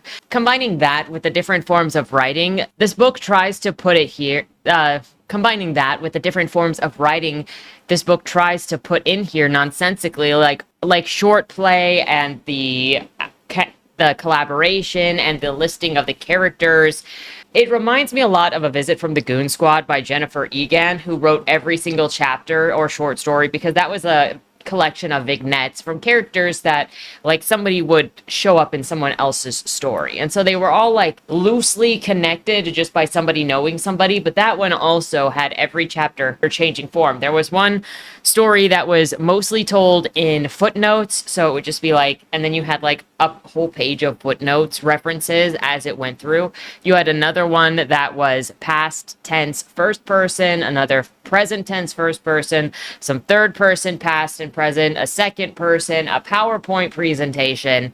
It just, every chapter was different, and it reminds me of this. And so this makes me think of the academic side of things that's trying to, like, show off, because then that's more about showing off the technique as opposed to telling an effective story, in my opinion. But that's just how I feel. In the bunker again, the story is now written like a stage play. The first scene has the committee, Schneider, and June talking about simulations and saying that we are unable to fully critique gender issues because we're not really qualified. June leaves and is given Paul's number. She says she might use it soon. The next scene is a drag show between the overseers, and it pretty much is just to make this statement, quote, "One foot on trans man, one on drag. I really am a man, but also still legitimately wearing drag by dressing in masculine attire." Well done. You can be anything that you want to be just by saying so. Scene 3 is post-orgy with the committee. Food is everywhere, and as gross pigs, they watch spy cameras of June as her dad and her brother say that her mother had a pretty bad fall, and June is like, "I'm gonna come back. I don't need this job. I need to see mom before, I need to come to her funeral. I understand that she died, but I need to see mom." And they're like, "You don't need to rush back. She's not going anywhere." And June is like, "No, I need to come and help put mom to rest and see her one last time." I don't know why June talks to herself in a monologue at the end of this, other than so the committee can now apparently hear her thoughts, but it's very unnatural. And then the scene ends with, quote, "June's gaze shifts from the empty screen to the floor, not sobbing, but with tears falling down her cheeks. A sandwich lands on the committee's screen, leaving a trail of lettuce and mayonnaise as it slides down, the close-up of June's face." I'm not smart enough, and honestly, I don't think I care to be. I think I'm happier to not think like this book, but I don't really know what that's trying to do. Screening 10, Chelsea. Chelsea is Birmingham's daughter, is Dr. Birmingham's daughter, and she is just playing cards with her mom, ordering her mom around while judging everybody for it. She says her older brother is lame for playing video games, her mom is lame for listening to her dad, and her dad is out working late at the hospital every night. What the frick kind of psychiatric work is he doing working late at the hospital? Obviously that's a lie, because he's cheating on her, probably. Let's be real. But also, let's also remember who Chelsea is, she is the girl from Ethan and Jason's class, so she is like a single-digit little girl. That's what we're dealing with right now. And when I say she's judgmental, this is what it looks like. Quote, "Girls' night at the Birmingham residence. Daryl's staying with one of his friends, no doubt listening to some highly immature rock music and playing utterly inane video games. Dad's out late. He frequently works an evening shift over at the hospital, which he complains is no fun compared to his clinic. Before leaving, Dad suggests the rest of you all play cards. Of course, Mom said that sounded like a great idea, but it's you who has taken the initiative to fetch the cards and suggest a game. Mom, can you fix us some more s'mores?" You lean back on the couch when you say it, your voice an imitation of your father's when he says something along the lines of, "Hey Helga, can you get us some grapes when you go for the milk?" Or, "Can you take care of some clothes, please? I need to work on my book this weekend." Also, the redundancy in "some more" is deliberate, a mere affectation for cuteness. Your verbal IQ is easily in the top percentile. "Sure thing, Chelsea," she replies, hopefully, knowing that Dad doesn't really like you eating s'mores except at Halloween, but eager to please whoever's in the room, like a silly little doggy. Mom walks toward the kitchen, the twins chasing at her skirt to assist her, while Lil April stays on the couch, childishly picking her nose. The woomph of Mom starting the ancient oven, the clang of her placing the baking tray on the top of the cooker, and the rummaging around with the graham crackers is pleasing to the ears. You can infer from the clumsy rustling of loose plastic that the two little budding chefs are messing around with the marshmallows, eager to heave the sweets into their gaping mouths like blind chicks in a nest. You know that if you take more than your fair share of s'mores, Mom will say nothing to you, but try to placate the little kids with some other treats if they get upset about it. The combination of the s'mores taste sensation with the manifest inferiority of the siblings and the pecking order creates a truly enjoyable experience. You nearly read Mom the riot act the last time she used some god-awful bread for your lunch instead of the same thing that she should know that you want. It's not exactly that terribly complicated. You raised your voice slightly, but still maintained your composure, staying cool because Dad was there at the time. So we see that she's a brat, she's manipulative, I don't really know, but she is, not coming off like a single-digit child, that's for sure. And as we'll see, this book kind of doesn't really understand how to write children, or it writes children more mature, which is a red flag to me, especially when you sexualize them. Now, based on the premise of this book, I expected this book and the simulations to get more intense as things went on, but everyone in this is just hateful and intense that I'm like, why do I care? It doesn't feel like things are leveling up, and we'll get to Birmingham and then the last thing, which really just feel like they're for shock factor, but they're not shocking. Like, I started this by talking about 120 Days of Sodom. I have read some shocking things that it's just like, coprophilia is not shocking to me, because that's the thing that people reach for constantly when they're trying to be disturbing, especially mixing it with sexual violence constantly. That is just not unique. It's not, just throwing it in there is not going to mean anything. Anyway, we'll get there. Each of these read like literally the same perspective to me because they're barely characterized, they have no point, they exist to be angry, judgmental, mean, and to subject the reader to whatever scenario the author has decided you need to be subjected to for the purpose of look at these gross people.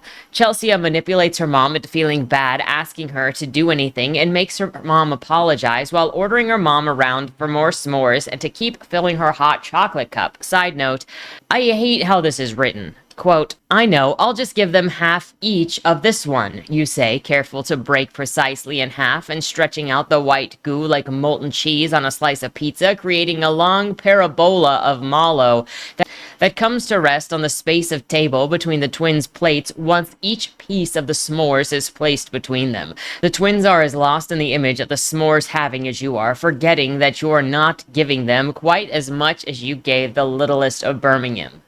Chelsea goes upstairs after the card game is over, where she looks up shooter footage from the Korean kid and fantasizes about how she wants to get with Ethan sexually, as she thinks that he is pathetic and wants to dominate him in the most porn-brained way imaginable. Then I had to go back to look at the first chapter with Ethan and Jason to be like, they're children, right? I was under the impression that these people are children because of the classroom scene, with the dinosaurs and the finger painting and all of that. And so I go back, and yeah, They're very small. And yet you have this little girl here fantasizing about dominating a man, fantasizing about dominating another child, fantasizing about a school shooter. She thinks about how distant her dad is and how her mom is likely going to have an affair because she's got the time to do it, while she's taking care of 5 young children at home. Yeah, that's how that works. And then she's like, well, if mom cheats, then there's going to be an inevitable divorce. And then she can levy that divorce to get extra goodies from both of her parents, because that's a smart thing to do when you got divorced parents. And that's always how all divorces work out. It's not like one parent abandons the other one, specifically the one that cheated and doesn't have any investment in the kids. But, what would I know? Chelsea returns downstairs with her mom, even though her mom is like, you should be in bed right now. Mom doesn't do anything about it to send Chelsea back upstairs. She thinks about being in Paris and mentions Arabic men giving her to... She thinks about being in Paris and mentions all of the Arabic men, and the thought of Arabic men gives her the willies. She drinks some juice and then sits on the couch with her mom, guilting her mom into sharing the adult show that she was watching with her. Because, when Chelsea sat down, she's so young, mom was watching like a violent crime show, it seems. And so mom changed the channel when Chelsea sat down because it wasn't appropriate. And Chelsea was like, just show me the show. It doesn't really matter. Come on, mom. And then mom changes the channel back. She's then out here fantasizing sexually about her mother, and then is looking at her mom's breasts through her pajamas, because this book in general has a preoccupation with mentioning women's breasts constantly when they are in the scene and describing them fairly regularly. And as she's looking at her mother, she's like, that's what I'll look like when I'm older, but I'll be hotter. And then she tells her mom that she thinks her mom is beautiful. This little girl gets sexually excited while watching strangulation happen on the screen of the crime show on TV. Dad gets home shortly and then asks his wife to make him some tea. Chelsea asks if her weird classmate has appeared at her dad's office yet and says that he has mongoloid idiocy. After Dad gets up to go to bed, we get, quote, as mom goes to follow him, you give her a clandestine little touch on her thigh from behind. She turns for a second, giving you an unsteady look, unsure of what to think about the way that you touched her. You give her a smile and a wink, as if to say, that'll be our little secret. Then bolt for the room, swerving around Dad on the steps. I don't know what this book is doing with all of these relationships, and especially the implied or direct incest that is constant in this. I don't know how old this person is. Again, with the way that this child is treated so sexually, I got confused on like how old they are, because this is also inappropriate for this age group. And that's not to say that children who act sexually, that's not to say that children don't act sexually inappropriate at times, but generally that is because they are sexually abused as children and they don't understand boundaries. If a child is acting sexual outside of their typical age range, that is a sign of sexual abuse. So what this kid is doing, this is not reading like a kid at all. And neither her behavior doesn't make sense for who she is, for what she is, for how she's presented. She's obviously some sort of being presented as some sort of manipulative, some sort of brat. But again, I want to separate this idea that having bad behavior or having some things that may look like a symptom of a disorder does not mean that you have a disorder. She can just be a brat because she's young. And it just returns to, I don't think this is taking the time it needs to express these certain things. And also, they're all coming off the same. All of that it does to kind of highlight that they are different people is tell you, oh, this is this disorder, except for the times where it doesn't tell you that it's a disorder. In the bunker, Paul has now gone home with June and they're making out. They play video games and flirt, and he drugs her drink while they're hanging out. They have sex with the committee watching and being disappointed that she is so unprofessional that she would get with a coworker, and she shares why she left her last job, which was caused first by someone stealing the work that she did and claiming that he did it. Then she was accused of stealing and pressured to resign, so she did. And when she left, the manager who screwed her over called her sexy as she walked out, and she didn't know what to do with that. She says that she is giving her notice and then leaving the VR thing tomorrow because she needs to head back to Australia for health reasons related to her mother. The committee is mad that she is not more committed to this job, but The committee was always going to be mad no matter what. When June's passed out from the drugs, one of the committee members comes out from underneath the bed and goes through her closet and holds up her clothing to the camera, because right now they're picking out clothing for their interview, their exit interview, whatever, the following day. They're going to wear her clothing. Screening 11, we have Mary. It opens with a girl giving a makeup tutorial, and it immediately sexualizes her, and she's shallow. And it's supposed to be unique because she's going to be accused of having narcissistic personality disorder, which the internet's favorite accusation, but they're all treated the same, so it doesn't stand out. Quote, "So this is my first run. The production values are going to be higher next time, promise. I hope that my top isn't too low cut for some of you, but gotta get some male viewers on this channel as well, am I right? Clickbait, ahoy! Soon I'm gonna have a real ad revenue dollars. You might be wondering who I have in back here. Say hi to my sister Helen." So this is like her first video ever. She's never done this before. Also, if you want male viewers, makeup channel's not the way to go. Just focus on your prime demographic. This is... Helen doesn't want to be there. I don't know why she is still sitting in the same room if she is opposed to being on her sister's channel. She's just like texting so she can go to the other room if she really wanted to. Mary's going on about how thirsty she is for the doctor in her area and wanting to bed him while she does her makeup. She also brings up gun control at the end of the video, but decides that it sounds too fake the way that she's delivering it. She doesn't really care about it that much, but she like thinks that it'll get her attention, but she doesn't want to get into it yet. So she's going to go to a safer topic and then return to the gun control thing later when she's feeling more confident about what she wants to say.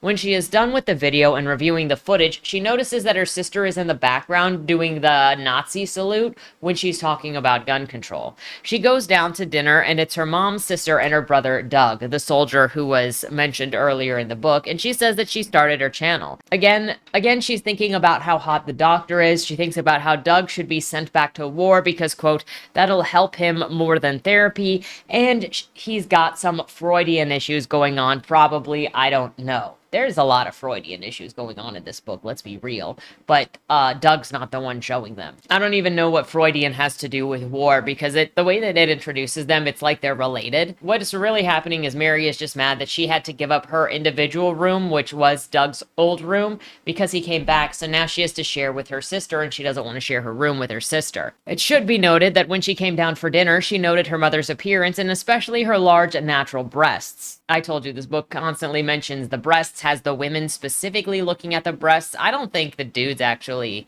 talked about the breasts. It's the female characters looking at their familial female characters' breasts. Then after dinner, you have her going to the bathroom to shoot thirst traps and, quote, "You remove your underwear to check yourself out in the bathroom mirror. You hold your arms over your heads and give your breasts a lift. They're naturally large, not bolted on looking or anything, given that they're the real deal, but definitely perky and also symmetrical, which is like principle number one of aesthetics. The areolas are on the bigger side, but they look really good. Turning around and looking back over your shoulder at the mirror, it occurs to you how men seem much more fickle about butts, and they say it's girls who are picky. Some want bigger, some want smaller. Yours is pretty big, so hopefully that's Virgil's kind of thing. Regardless of its size, your butt's gotta be more of an asset, pun intended, given that there's hardly any flabbiness."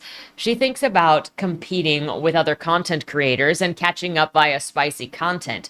Dudes jacking off to her spicy content is something that she hopes for, and she thinks about the dudes at the gym who are constantly staring at her. Then her brother knocks on the door, and she puts on her clothes, quote, "Doug knocks on the door. You throw your clothes on quickly and let him in to do his business. He moves past you sluggishly without really looking at you, letting on that he is not curious about your clothes being a bit loose, but you reckon that he's actually wondering if you were undressed a minute ago. Hey, you're his sister and all, but Doug's only human. You know that he has a high sex drive, because you saw some messages that he sent to Wallace about hiring some of the girls on the outskirts for the night." I get that she's supposed to be super self-focused and like assuming things about other people and is kind of porn-brained herself. It would matter more and it would mean more if this was a unique experience for her, because we just came off of Chelsea, who was a child who was sexually fantasizing about everybody around her, including her mother, the kid in class, the school shooter. So this doesn't really feel specific to whatever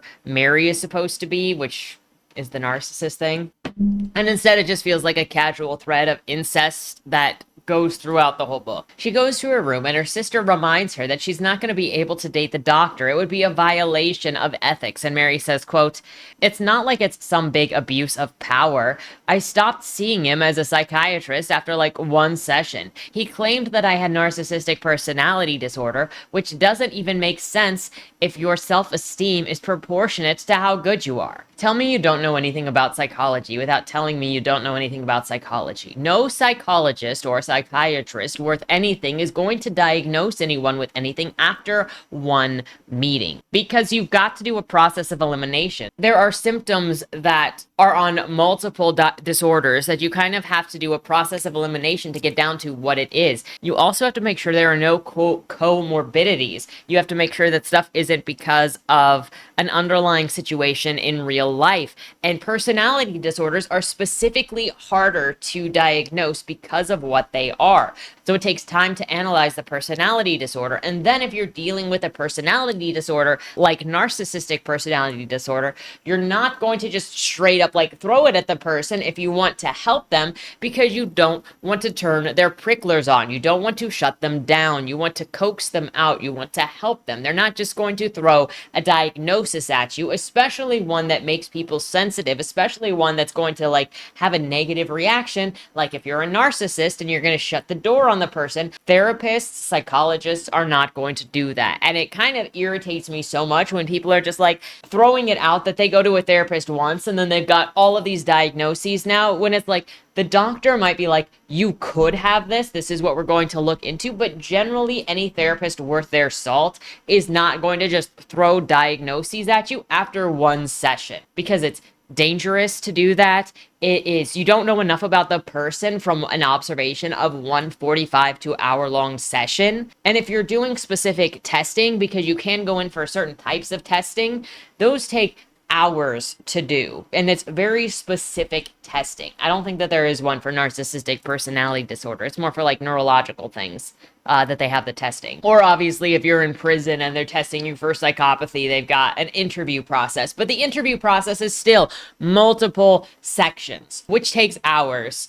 And there's a whole background for it. Not saying that this is specifically psychopathy. I'm just letting you know, because I studied this for forensic psychology. And we talked about the specific testing and the different types of tests that they do only in prison. Because, spoiler alert, you can only, at least in the United States, I can't speak for anybody else's country, but at least in the United States, you can only be tested specifically for psychopathy in jail, because it is such a specific training that is done with a very specific test that is done. And there's no other way to be actually diagnosed with psychopathy. The closest you can get is antisocial personality disorder.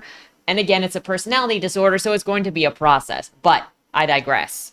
It's just, this annoys me. This annoyed me so much, but I was already just like, it's hard to see any of this as being specific to this character. And like I said before, it's hard to see any of this as being specific to this character for narcissistic personality disorder when all of the characters are written as being friggin' self-involved, except for some of them that are like kind of feeling pathetic about themselves, like Wallace. And I just... This book is irritating to me for how it throws around diagnoses and pretends that it is anything... that it has anything to do with being a satire. This chapter ends with the sisters arguing because Mary doesn't want to give up that she is not or should not be dating the doctor or pursuing the doctor, and trying to argue with her sister. Quote, "You like older guys too. Yeah, like maybe 25 or so. You're only 4 years older than me, and you're chasing after some middle-aged dude. Look, I'm hot for daddy, okay? Are you satisfied now?" Helen sticks her tongue out at you. You ignore her, deciding to watch your tutorial again before you hit the gym.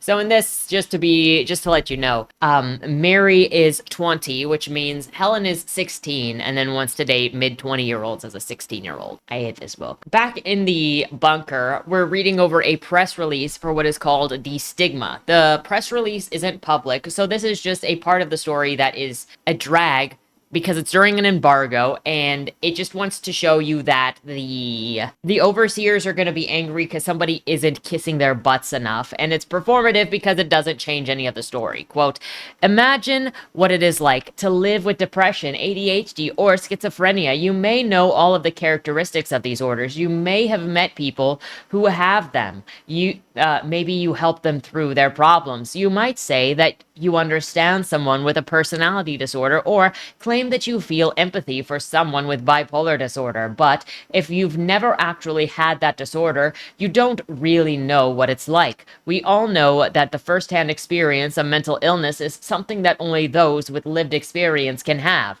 All that is about to change. This press release ball washes itself on how important it is to allow people to see into other people's experiences and isms. Funny, as it goes through the different aspects, it doesn't mention any of the sexual aspects or the incest. The press release obviously ends with a sales pitch and quote, true empathy is now possible. Embrace disorder to create a saner future. This is what it feels like the book is overall mocking. That if you have empathy, that it makes you go crazy or develop mental disorders by having too much empathy, when to me, this doesn't feel like it understands mental disorders or empathy. I know I'm repeating myself now with that, so I'm not going to repeat that. Maybe the author has a background in psychology or is actually empathetic. I don't know, but it doesn't come through in the way that this is written, and it's just reading like a mockery of empathy. But please let me know what your thoughts are. We're just talking about the book and the way that the book is written, because I don't know anything about the author, and I don't want to make claims.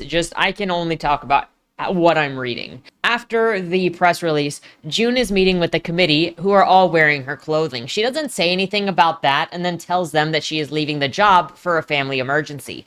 The committee doesn't like this and all draw extremely powerful laser guns out of nowhere. They say the highest power can fry her dead and the lower power can at least disable her legs. A fight ensues where one of the women loses her arm to a laser. June escapes to the parking lot while Maria, who works as a custodian in the place, tackles somebody. But once she is in the parking lot, she is recaptured, brought back in. Her legs are disabled, and she's shoved into a simulation. Why do they even need June this bad? I mean, obviously, they're all just psychotic people. Who needs logic? So why are we asking, why are they doing this? Why do they need her? They just want to. But it's kind of curious that they don't have, a man in here as well, and it's just this torture of this woman. It made me question why. We go then to screening number 12, who is Virgil, and that is Dr. Birmingham's first name. So his wife says that she's not feeling well, and she doesn't want to go to work today. She asks her husband to call into work for her because she doesn't want to talk to her boss. She doesn't want to explain to her boss that she's feeling ill again. He does this and uses his being a doctor as an excuse to fight for his wife's right to stay home because she's not doing well. And her boss is like, that's fine. Just write her a doctor's note, and hopefully she feels better soon. Now, I don't know if the boss doesn't know that he's a psychiatrist and not a medicinal doctor. I mean, obviously, psychiatrist does give out the pills, but he's not the type of doctor that you would get a health note from. Not only that, it's kind of a violation of ethics to write notes or prescribe for relatives, but who cares? We've already established that Dr. Birmingham is a corrupt, terrible psychiatrist. After, I don't know how long he has worked as a psychiatrist. I don't know how he still has his job. He is terrible at his job. I don't know how he has any recommendations. He doesn't seem to do any good job for any of his patients throughout this book. After painting the fence with his son, he leaves the house to pick up the 20-year-old Mary from the last chapter for a date of some kind. I told you that Dad was cheating when he said he was at the hospital late at night. They kiss. He says that he is going to take her somewhere for a picnic. Sounds really sketchy. It is. At this point, I wrote in my notes, we'll be surprised if it doesn't attempt to be American Psycho, because it was very obvious that that was where it was going to go, and that is where it goes.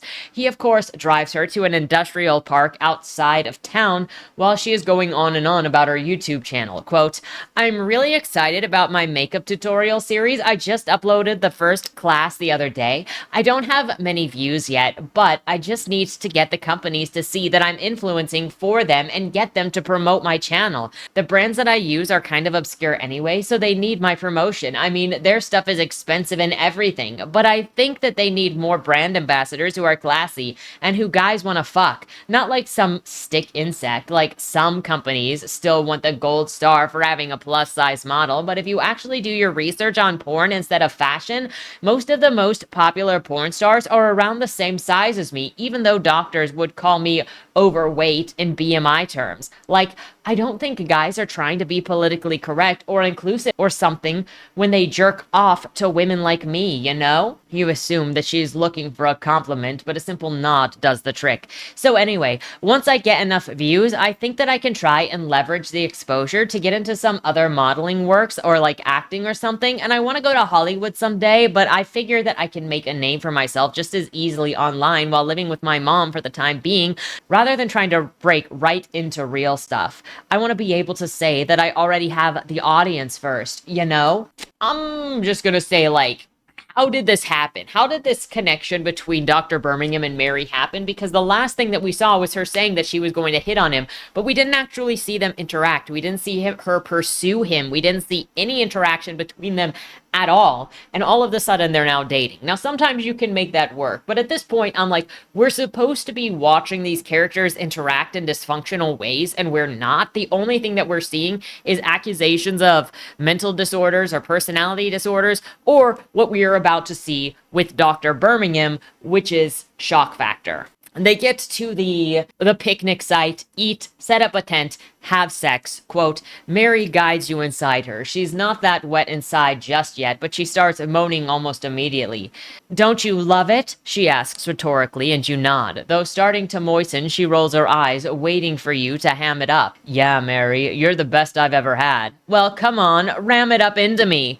You double-check the condom is all the way on as you thrust, thinking of how she's closer in age to your son than to you. She runs her fingers through her hair with her eyes closed and moans harder as you accelerate. You let her climax, then pull out, remove the sheath, and quickly wrap it in a napkin without ejaculating. We need to get to the bottom of why all of these books have characters who think of family members while they're having sex. It's not every book, but the books that do it, we need to have a discussion of, like, why?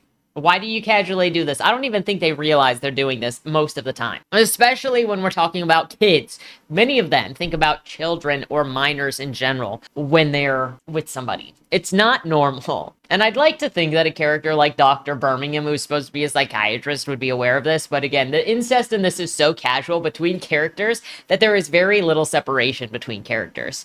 Once they're done having sex, Mary leads Birmingham outside and asks him to pee on her, and he does, while she has a schlick fit because she obviously has not orgasmed enough. Yeah. Yeah.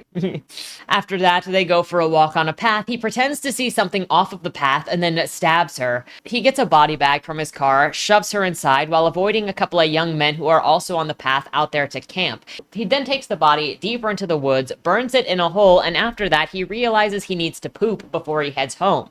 Now, because Birmingham feels bad about what he's done, he decides that he needs to force himself to eat his own poop after shoving it out into his hand. The poop makes him vomit. He poops some more, throws it into the pile of vomit and poop, and then finds that he is now thinking of the pile of waste as enticing rather than disgusting. Quote, you get on your hands and knees and slurp at the vile mess as your mouth extends further than it should from your face, a flesh straw.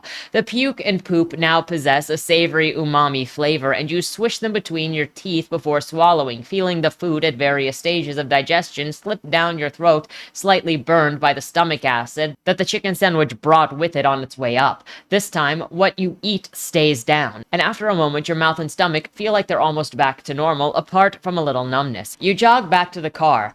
The coprophagy was some kind of temporary hallucination, just a psychogenic response to trauma. Still, thank God there's some water and paper towels in the back seat. You know, I could actually understand Dr. Birmingham being somewhat self-aware because of what his job is, but none of this chapter showed any level of self-awareness before this or after this. He didn't sit there thinking of anything about Mary. He didn't sit there thinking anything about his wife, who was just lazy, or making accusations about her wanting to stay home from work, which I also kind of expected there to be some sort of, like, Munchausen syndrome by proxy because of him, because he didn't seem surprised that his wife was calling out or that he was forging letters for her to stay out. So I thought that it was gonna initially, him be doing something to his wife, but apparently not. But there's no self-awareness for anything except this moment where he's like, wow, what a crazy hallucination, a trauma response.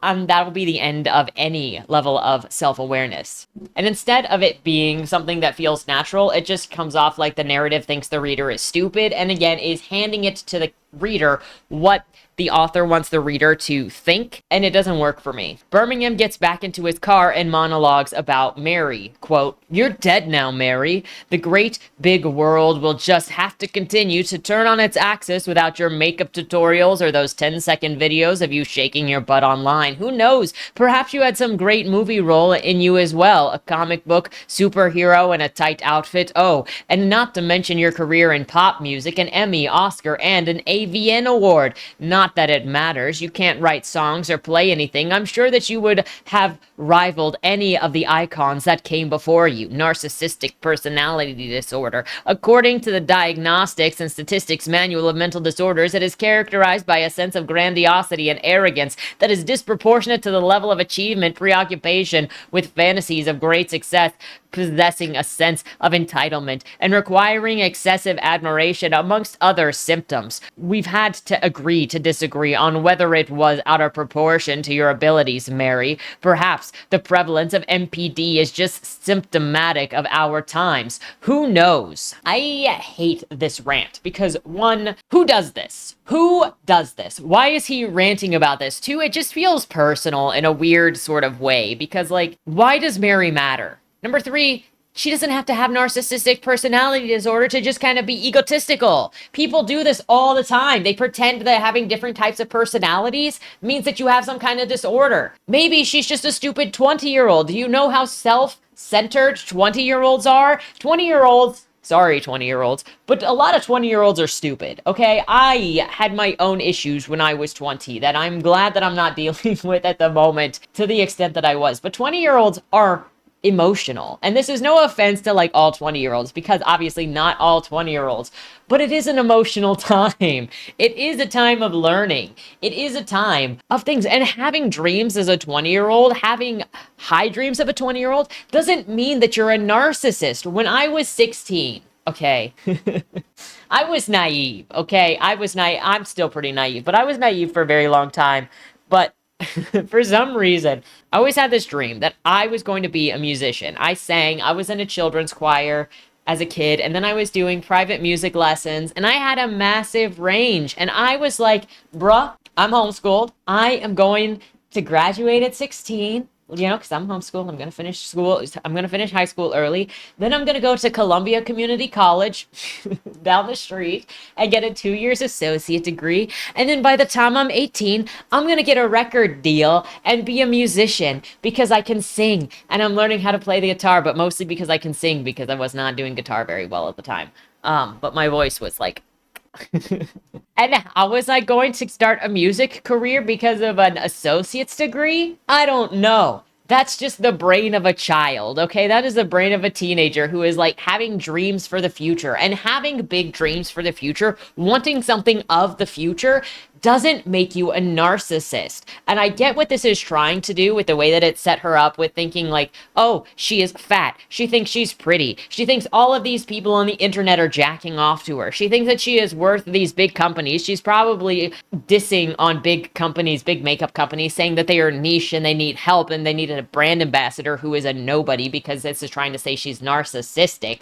But she just has big dreams. So this is also what annoys me with just throwing out disorder diagnoses and the way way that this book is dealing with it is that it's not exploring, it's not taking the time that it needs to explore any of these, which is much more than a vignette. It is so concerned with creating straw men of these characters to like kind of just mock the mental disorders, which whatever, it's satire. It's going to mock things. But it is, when it has zero care, zero interest in what it seems like it is trying to discuss, I don't understand the point of this. And then you get this character, this doctor character, who should be well established in these different things because of his credentials. And he's just a crappy psychologist, period. Even before this, he was a crappy person. He was crappy at his job. He should be fired from his job. He should have his license revoked. He is so bad at his job. But also, like, wouldn't you think that despite him being super hot, that somebody with narcissistic personality disorder wouldn't want to be with somebody who thinks that she's a narcissist? Like, she stopped seeing him because he called her a narcissist, and then she still pursued him because he was a hottie? Like, maybe we should have seen that interaction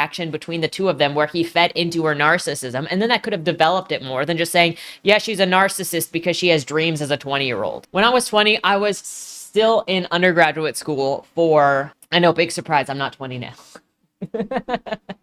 When I was 20, I was still in undergraduate school for theater, and it would be like a year or two later, I think, that I would be like, wait a second. I've always written for fun. I can actually try to write as a career. I can learn to put books together. I can try to get published or publish books in the future. I could tell my own stuff. And is that narcissistic to think that maybe someday you can write books, that you can publish books? I don't think so. So having big dreams as a 20-year-old, I don't think automatically makes you narcissistic. This guy is just bitter. Which now we're diagnosed, now we're analyzing the doctor who has his own issues, and it is not the poop-eating trauma response that it is pretending is his big shock factor thing. He's got other things going on, which, most importantly, is his lack of empathy and understanding while he is a freaking therapist. You know, kind of the most important thing that you can do when you're dealing with somebody's emotions and mental state is be able to pay attention and not judge and not be angry at people because they've got disorders. But this guy is a resentful jerk. Anyway, moving on. Driving home, he sees a prostitute and thinks, quote, well, Mary, I doubt that individual is going to be making it big in Hollywood or getting millions of views online. I'm sure that you'd feel that it's fair that you would get all of the adulation and that she is out sucking dick for a living. But, you know, maybe she actually works harder than you. Why does this guy hate Mary so freaking much? Like, that's something that is actually interesting that we should be exploring, and we're not. It just throws it in there like that's not the interesting thing about this guy. His lack of care for his patients is something that actually makes him interesting and noteworthy to explore, like the way that he treated Kim. How much was he paying attention to freaking the dementia dad earlier when it doesn't seem like that guy is getting the help that he needs? When this guy is just throwing pills at Doug, who has PTSD, and is like patting himself on the back. Like, the doctor, see, that might have actually been the more interesting way to approach this book, would have been like, you have June on the external side, and then you're exploring Birmingham on the inside for like all of them, but you get his perspective on all of the patients. But then you're also looking at what the frick is wrong with freaking Birmingham and building each story out that way. That would have maybe been more interesting than what this is doing. But the different VR screenings just feel like they're there to try to do, like, are the excuse for the scenarios. Anyways, moving on. He returns home, greets his wife. I'm kind of surprised that he didn't, like, stop at a gym or something on the way home so that he could shower off everything that was on him, including, like, the fear of smelling like poop, of smelling like Mary, of smelling like freaking anything. He goes home and holds his wife, who is waited up for him because she was worried about him. The oldest son shows up. Dad holds both of them, saying that he's not going anywhere. No worries. Everything is going to be all right. This is the time that his life is going to change, and he is going to be a better person. In the bunker, this just goes over the last scene. Returning to the bunker, we get a repeat of the previous scene with Virgil, but it's a mixture of narrative voices with June's thoughts and her dad's thoughts overlaid. And so this is just a stream of consciousness, zero punctuation, where June's stuff is all in italics and her dad's stuff comes in as bold italics, and it just runs into itself. So it's like, quote, passenger seat. Like, why does it feel this intense when I see her? Oh yeah, she's hot all right. I guess Junie's her father's daughter after all. Let's go for a picnic. Like, that's what it looks like. It is just constantly multiple pages of stream of consciousness where it's just the two on top of each other, where June's dad is now witnessing the Birmingham VR thing through his daughter's experience of the Birmingham VR thing. And also he's thinking, oh yeah, my daughter thinks that the same people are hot that I'm hot. Look, she's judging teenagers. She's into teenagers. They're all pedophiles. They're all creeping on teenagers, no matter who they are. By the end of this chapter, the section is like, I feel like there is a lesson that I'm supposed to learn. Is it about Junie or somebody else? So again, it's on the nose because the book feels like it's treating the reader as stupid, which it's done since the very beginning with the author's note. At the end of the double simulation, the committee says that they are happy because June is showing full identification with Virgil. It's so dumb. We never saw her being debriefed to show changes in her personality, changes in who she was, changes in how she felt with other people. And it actually would have been an interesting thing if she had become so empathetic with these VR simulations that something happened to her mother and she stopped answering her dad's calls, and then her dad came looking for her. You know, she didn't need to go back to see her dad or her brother or her mom because she felt so connected to these people. They are a part of her. Basically, this little town, this little simulation is now part of her life and is more important to her than her actual family. That would have shown such a difference, and they could have been observing the changes and how she interacted with her family over time, and this could have been the final thing. And then obviously when dad came poking around looking for her, then they throw him in there rather than somehow so quickly flying to Australia to go and kidnap dad and bring him in. Like, it's so bizarre and it doesn't make any sense. And now we're supposed to believe that she has changed so massively to just identify with Birmingham and his freak nature when she was going to leave literally 2 seconds ago. Anyway, it's so forced. It's so forced with whatever it's trying to do here with the whole empathy creates mental illness, and then you identify with whoever. You can empathize without identification. I'm just saying. That is not a good theme. That is not a good theme. So then we go into screening number 13, which is Jong-hoon, the Korean shooter, and this chapter is from the shooter's perspective, and this chapter is it just feels sensational, honestly. A lot of the time when people throw in mass shooters, it really only feels like it's for sensation, and that's not to say you can't write mass shooters without it being sensational, but this just didn't feel like it tried. And it just goes back and forth between like different lives. It has less separation between different mental places because this character theoretically has a dark side and a light side because he has multiple personality disorder between the two, whatever. And so it just talks about how dissatisfied he is with life, how much he feels like a loser. He wasn't liked in Korea. He's a failure in America where his family made him move. He doesn't have a girlfriend. He's just angry at everything. And so he decides to shoot up a mall. And it just feels like we're here to elicit a reaction from the reader. And it doesn't care about the choices that are being made at all. It's just relying on the explosiveness of the event and the language that is being used as it drops slurs everywhere. After massacring people, the shooter kills himself while imagining the other you in his brain taking over and then the two of them becoming one for that final moment. It's such a flat scene that relies on shock and cheap emotional manipulation because of the scene that it is just such a shame. In the bunker, Maria, who is the cleaning staff lady who attempted to help June escape by jumping on some of the overseers, is fired. Except firing means putting her in simulation hell. Also, the entire cooking staff is accused of putting bodily fluids in the food and are also fired, which is going to result in them all being murdered. There is also an award show that is going on where the committee pat themselves on the back for what they have done. The award show is introduced as, quote, "Good evening and welcome to the inaugural committee awards. It is our mission to recognize excellence in the field of virtual reality narrative. We award work that can cut through the right-on posturing of our current cultural climate to inspire genuine anxiety and justified fear of the abnormal. Though the stories nominated of these awards are judged according to their meritocratic principles, we do hold the principle that all must have prizes." So yeah, my takeaway from this so far is it looks like the narrative is that the narrative looks at empathy and understanding as identifying with the perpetrator of something, then doesn't understand that empathy does not mean condoning behaviors.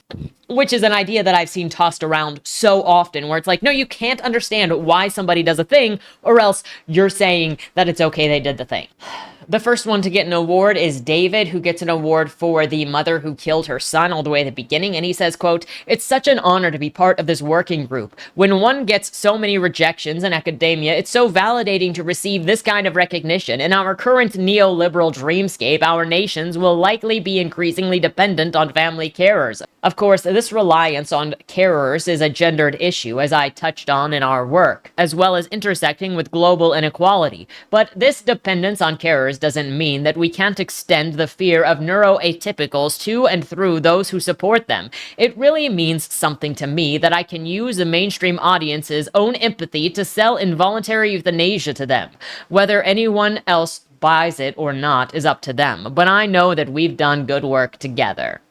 Each of the 4 overseers gets an award for the best story by them, and they all give a speech. After the awards, they kill June's father, hook June up to a simulation along with Maria. The overseer, Georgina, says that she's got something special to show them at last, cuts her arm off, replaces it with a laser, just right there. I don't know how. She, cauterizes it and just throws the laser on, and the others in the same room copy her. Then they execute Maria and all of the cooks with their laser arms, and then it decides that it wants to be very descriptive of this torture and murder. And you also get, quote, "Another doctor cauterizes the penile wound, while A, inserting a prosthetic extension into his urethra, B, attaching a number of the artificial nerve endings protruding from his scalp to the remains of his penis, and C, attaching a bespoke laser cannon to his hips. The weapon is designed to allow what is left of the cleric's genitalia to slot in through the back of the gun. Finally, a number of the electrodes are rigged up to the weapon itself, creating a feedback loop that will allow the contractions of Quentin's cremaster muscle, rendered voluntary by a series of brain-penis connections, to fire his laser at will via hip movement." So yes, he replaced his dick with a laser that he hip thrusts and it shoots. Why are we here? I don't know. We're just in bizarro land that is just like, did you just suffer through 200 pages of nonsense? Well, let's finish this off with even more nonsense. Look, I know that somebody out there enjoys this. There are people that gave this 5 stars. I'm glad that you enjoyed this. I'm not. I'm just not. And this penis laser and this whole scene just feels like it exists to have graphic mass murder scene at the very end of this. So we just had the mass shooter at the mall, and then we switch out and have another mass shooter where it just chases down all of the cooks and does description where it didn't do description anywhere else in the book before, which also just tells me it feels like sensationalism. Again, just being edgy and feeling like 120 Days of Sodom, where at the end, almost everyone gets killed in the final month if they'd survived that long, because all of the 4 in charge of the 120 Days of Sodom storytelling, pretty much it was time to just dispose of the children, especially any of the children. It's been so long since I read that book. I can't remember if any of the children survived. I don't think any of them did, and I don't remember if any of the studs survived. I know that some of the old prostitutes survived. There were a couple of survivors, but that was because they pleased the old men. They finish killing everybody but a couple of medical staff and June, and then address her with this quote.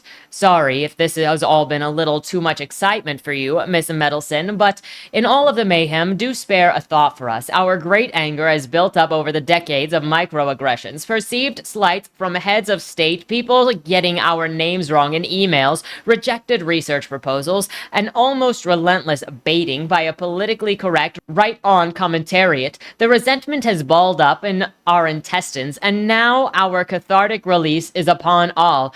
Finger-wagging people of letters could report on our actions trying to punch up at what they would misperceive as reprehensible behavior. Nonetheless, we shall persist in inflicting violence on bodies of the working socioeconomic class and do so ad nauseum." They then say that they are going to put her in one final thing, which is a 4D live African story that she will now forget isn't real. And that's because it's a cannibal story. It's so unimportant that they don't even give this final screening a name. There's just this ritual being done for this young man with goats and blood going on, and then they drive through the forest. He drives through the forest with his mom and his dad, it seems like, and they get attacked by this village of bone-nosed tribe, it describes them as, and they bring out a pot, and there's a white guy in the pot that is like, "Please help me," and kind of it would be jolly good if you would just help me, while he's being cooked alive. And then they're all just skinned. And again, the violence is gratuitous. because that's where we're at now. I don't know.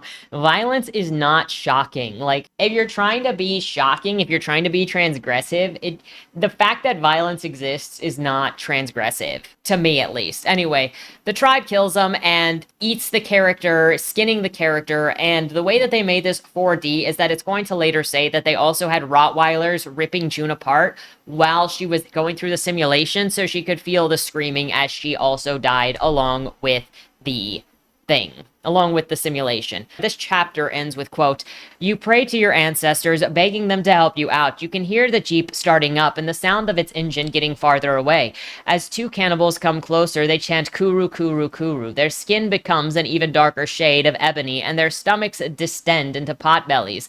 Their faces get longer around the mouths. They are like dog faces. The small one starts gnashing at your ankles. You try to pull away, but he holds you down with terrible strength. He's drawing blood. The other bites into your lower part of your leg so hard that you think the bone is going to splinter. More of them crowd around you, so you scream and scream. Their faces are all becoming like beasts, more dogs, some pigs, and then a ram. You scream for your ancestors to help. For a moment, it is as if you can see your grandfather's face in the sky, but now he is crying." I don't understand what this has to do with the whole Dr. Birmingham stuff. Again, I'm not big-brained enough to put this together with the other things, or how this has to do with Stigmaplay. So again, it just makes the plot feel like it is an excuse to do these scenes, because this doesn't fit with the premise. And we're going to get to the actual written premise of the story and how this book doesn't fit the premise that it sells you on the page in a little bit. We're almost at the end of the book. In the bunker, they're making pitches for first buyers of their program, and then they go to the gym stage again to rap together. Yes, they're having a group rap session for, like, musical rap. And their characters talk about how great they are while Paul break dances. After they turn into pigs, after that, they turn into pigs and start having an orgy. Quote, "Our lyrics at the end, we run in a circle for another 16 bars of the bass line, then dance in no particular direction, beating invisible drums faster and faster with flapping hands until we collapse and roll around on the floor, gripped by helpless laughter that turns into porcine snorting. For our hands and feet are transmogrifying into trotters. Our noses morph into snouts and our skin pinkens. We plumpen up pleasingly, the flimsy grass skirts bursting as our piggy flesh expands. We get back up on our trotters and then mount each other, forming a copulative conga line with Atier at the head. There are some teething problems in achieving penetration, but soon we are thrusting raucous buggery into one another's bodies, relishing the feeling of anus against a baculum that is our anatomically incorrect penile pig bones. Where is the gun? Does one of these pigs have a penis gun?" Eyes roll back and tongues loll from mouths as our rutting gradually accelerates until we hit howling climaxes in unison. Yes, I had to read that because I didn't feel like you would believe me if I just said it. After they're done orgying, they start eating each other gluttonously. Then they are skeletons and they dig into the ground until they reach hell, where they find a couple of random souls walking around and torture them because those souls have decided that they understand what is about to come, that is just the way things are. And this reminds them of a time when they first realized that they have power, where they met a woman named Eve in a valley, and they are learning that they could do whatever they wanted because they told her to pee while she was standing in a river, and she did. Final chapter is they invite the journalist who had written a bad review about them into the VR set, and now she is their captive. June is dead. She was eaten by all of those dogs. Maria is dead. Herr Schneider is in a train track simulation getting run over again and again and again because I guess they just don't like Herr Schneider because he's a sensitivity reader and criticize them and they don't deal with criticism. The committee says they will keep on keeping on and they will sell their product. The end. So audience/genre calls itself satire. I don't think it's satire, but satire is an iffy subject. Everybody does it a little differently. Again, I have a video on satire if you want to see, if you want a description of the 3 types of satire and what elements are typically associated with satire and some examples of what satire is. I would also describe this as adult, political, philosophical. It reminded me of Motive Black, which I didn't actually talk about on this channel because it was a disgusting book. But it has the same black pill clown world, trying to be pretentious, mix of things, overly sexual. You might enjoy this if you don't read too much and you want to see some transgressive stuff as you've never seen it before. But for me, like shootings, murders, coprophilia, cannibalism, just existing is not that shocking to me. You need to do something special with it, and that's not this. The hook.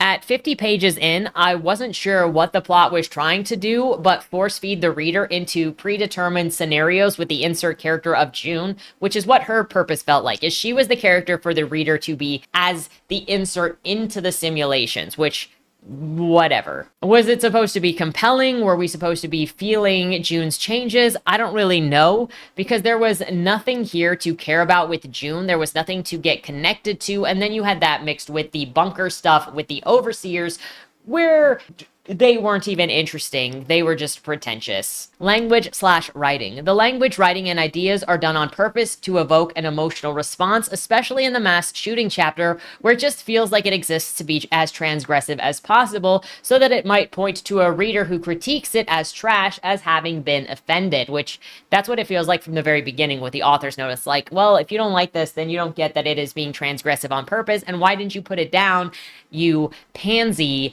You shouldn't have read it if you were going to be upset. There are certain people that think if you critique something or get annoyed, that makes it obviously good because you're annoyed by it, but no.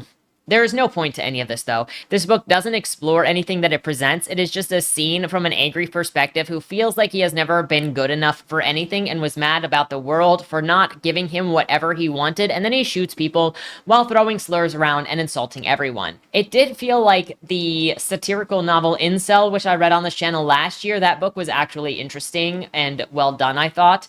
The opening guy did have his phrases of fap-worthy 7 out of 10 rating of women and focused on the TNA. It was written very much in the same style. Maybe ironically, I was giving it a chance at that point.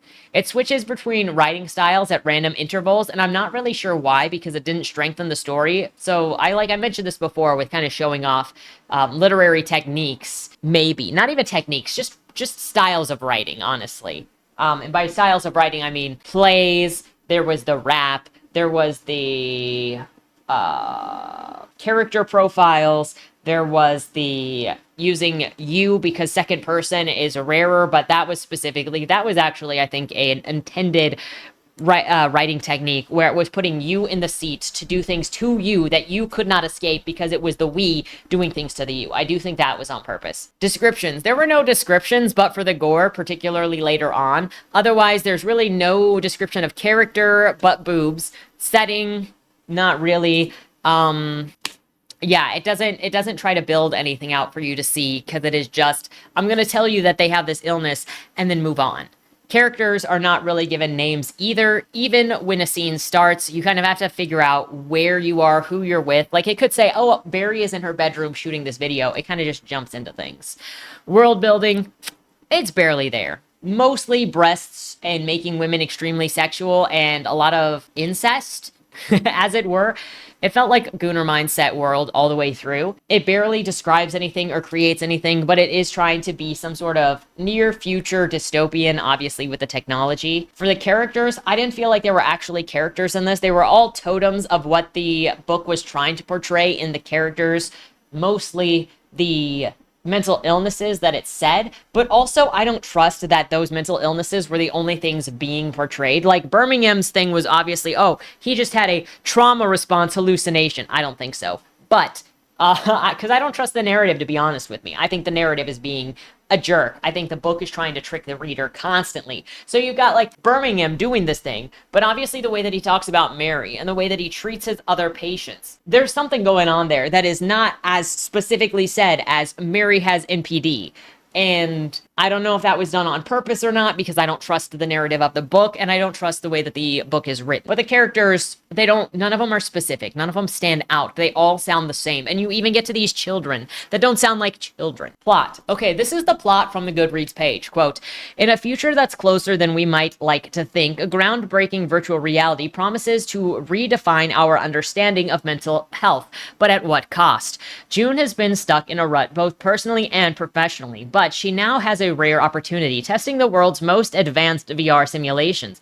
The immersive technology claims to reduce stigma by letting users experience life through the minds of people with psychological disorders. From suicidality to eating disorders to psychopathy, their experiences range across extremes, from prejudice to the worst kinds of abuse. The VR narrative centers on Dr. Virgil Birmingham, a psychiatrist whose clients and community struggle in the wake of a shooting spree. As June delves deeper into the lives of Dr. Birmingham and his patients, the virtual experience grows darker. The lines between simulation and reality blur, and the behaviors of the committee behind the project start to raise red flags. The farther June goes, the clearer it becomes that the committee are hiding something. Prepare yourself for a disturbing journey into the world where empathy comes at a price and virtual reality may be closer to home than we ever imagined. So that is, in my opinion, very different than the story that we actually got. What I think would have been more interesting. Well, first, there were no red flags that June picked up on. There was just her putting in her paper, and then they point a gun at her and threaten her. So, like, that's not an alarming number of red flags raising. The readers get to see that they are nuts, but June never experiences that they are nuts, and the alarming red flags are from the beginning. They never pretended to be normal for anybody. So if this was supposed to be like a June noticing things, she never hit. Now, what would have been a more interesting way to approach the story and more consistent with the plot is it says that, she's having issues personally and professionally. Okay, so make this from June's perspective, and you can switch back and forth perspectives, whatever. But June should have a more consistent perspective, not a we. And so you get to introduction of her losing her job or that failure with the first guy that she brings home because she's having personal failures in her relationship lives, and she maybe is having issues with her family. I don't know. But start building her as a character who is actually showing this rut that she's in. And then she goes to this job for the VR place, and they actually question her about her beliefs on certain things to see where she stands on stigmas, to see how influential she could be. And that's what gets her the job. And then they interview her as she goes through, and you get to see her actually interacting with the doctors, and you get to see the slow changes of the influence of the VR as she does the work, and you get to see the doctors being pushy on her and her being kind of weirded out by the doctors. Now, in order to show that the situation is weird, you actually have to have your characters in the situation reacting to the weird things. But June didn't react to all of her bosses being nude, didn't react to any of the weird stuff going on, didn't have any literal interactions with any of her employers that would start being like, hey, this is questionable. Didn't notice any of the cameras, didn't have any of the doctors like slip up saying, oh yeah, I saw this thing, you do this thing, and her going like, wait a second, how did you know about that? Like, she didn't even respond to them wearing her clothing at the exit interview, at the resignation. Which again tells you that where are the characters, because they're not interacting with each other. They're all just totems to tell this story.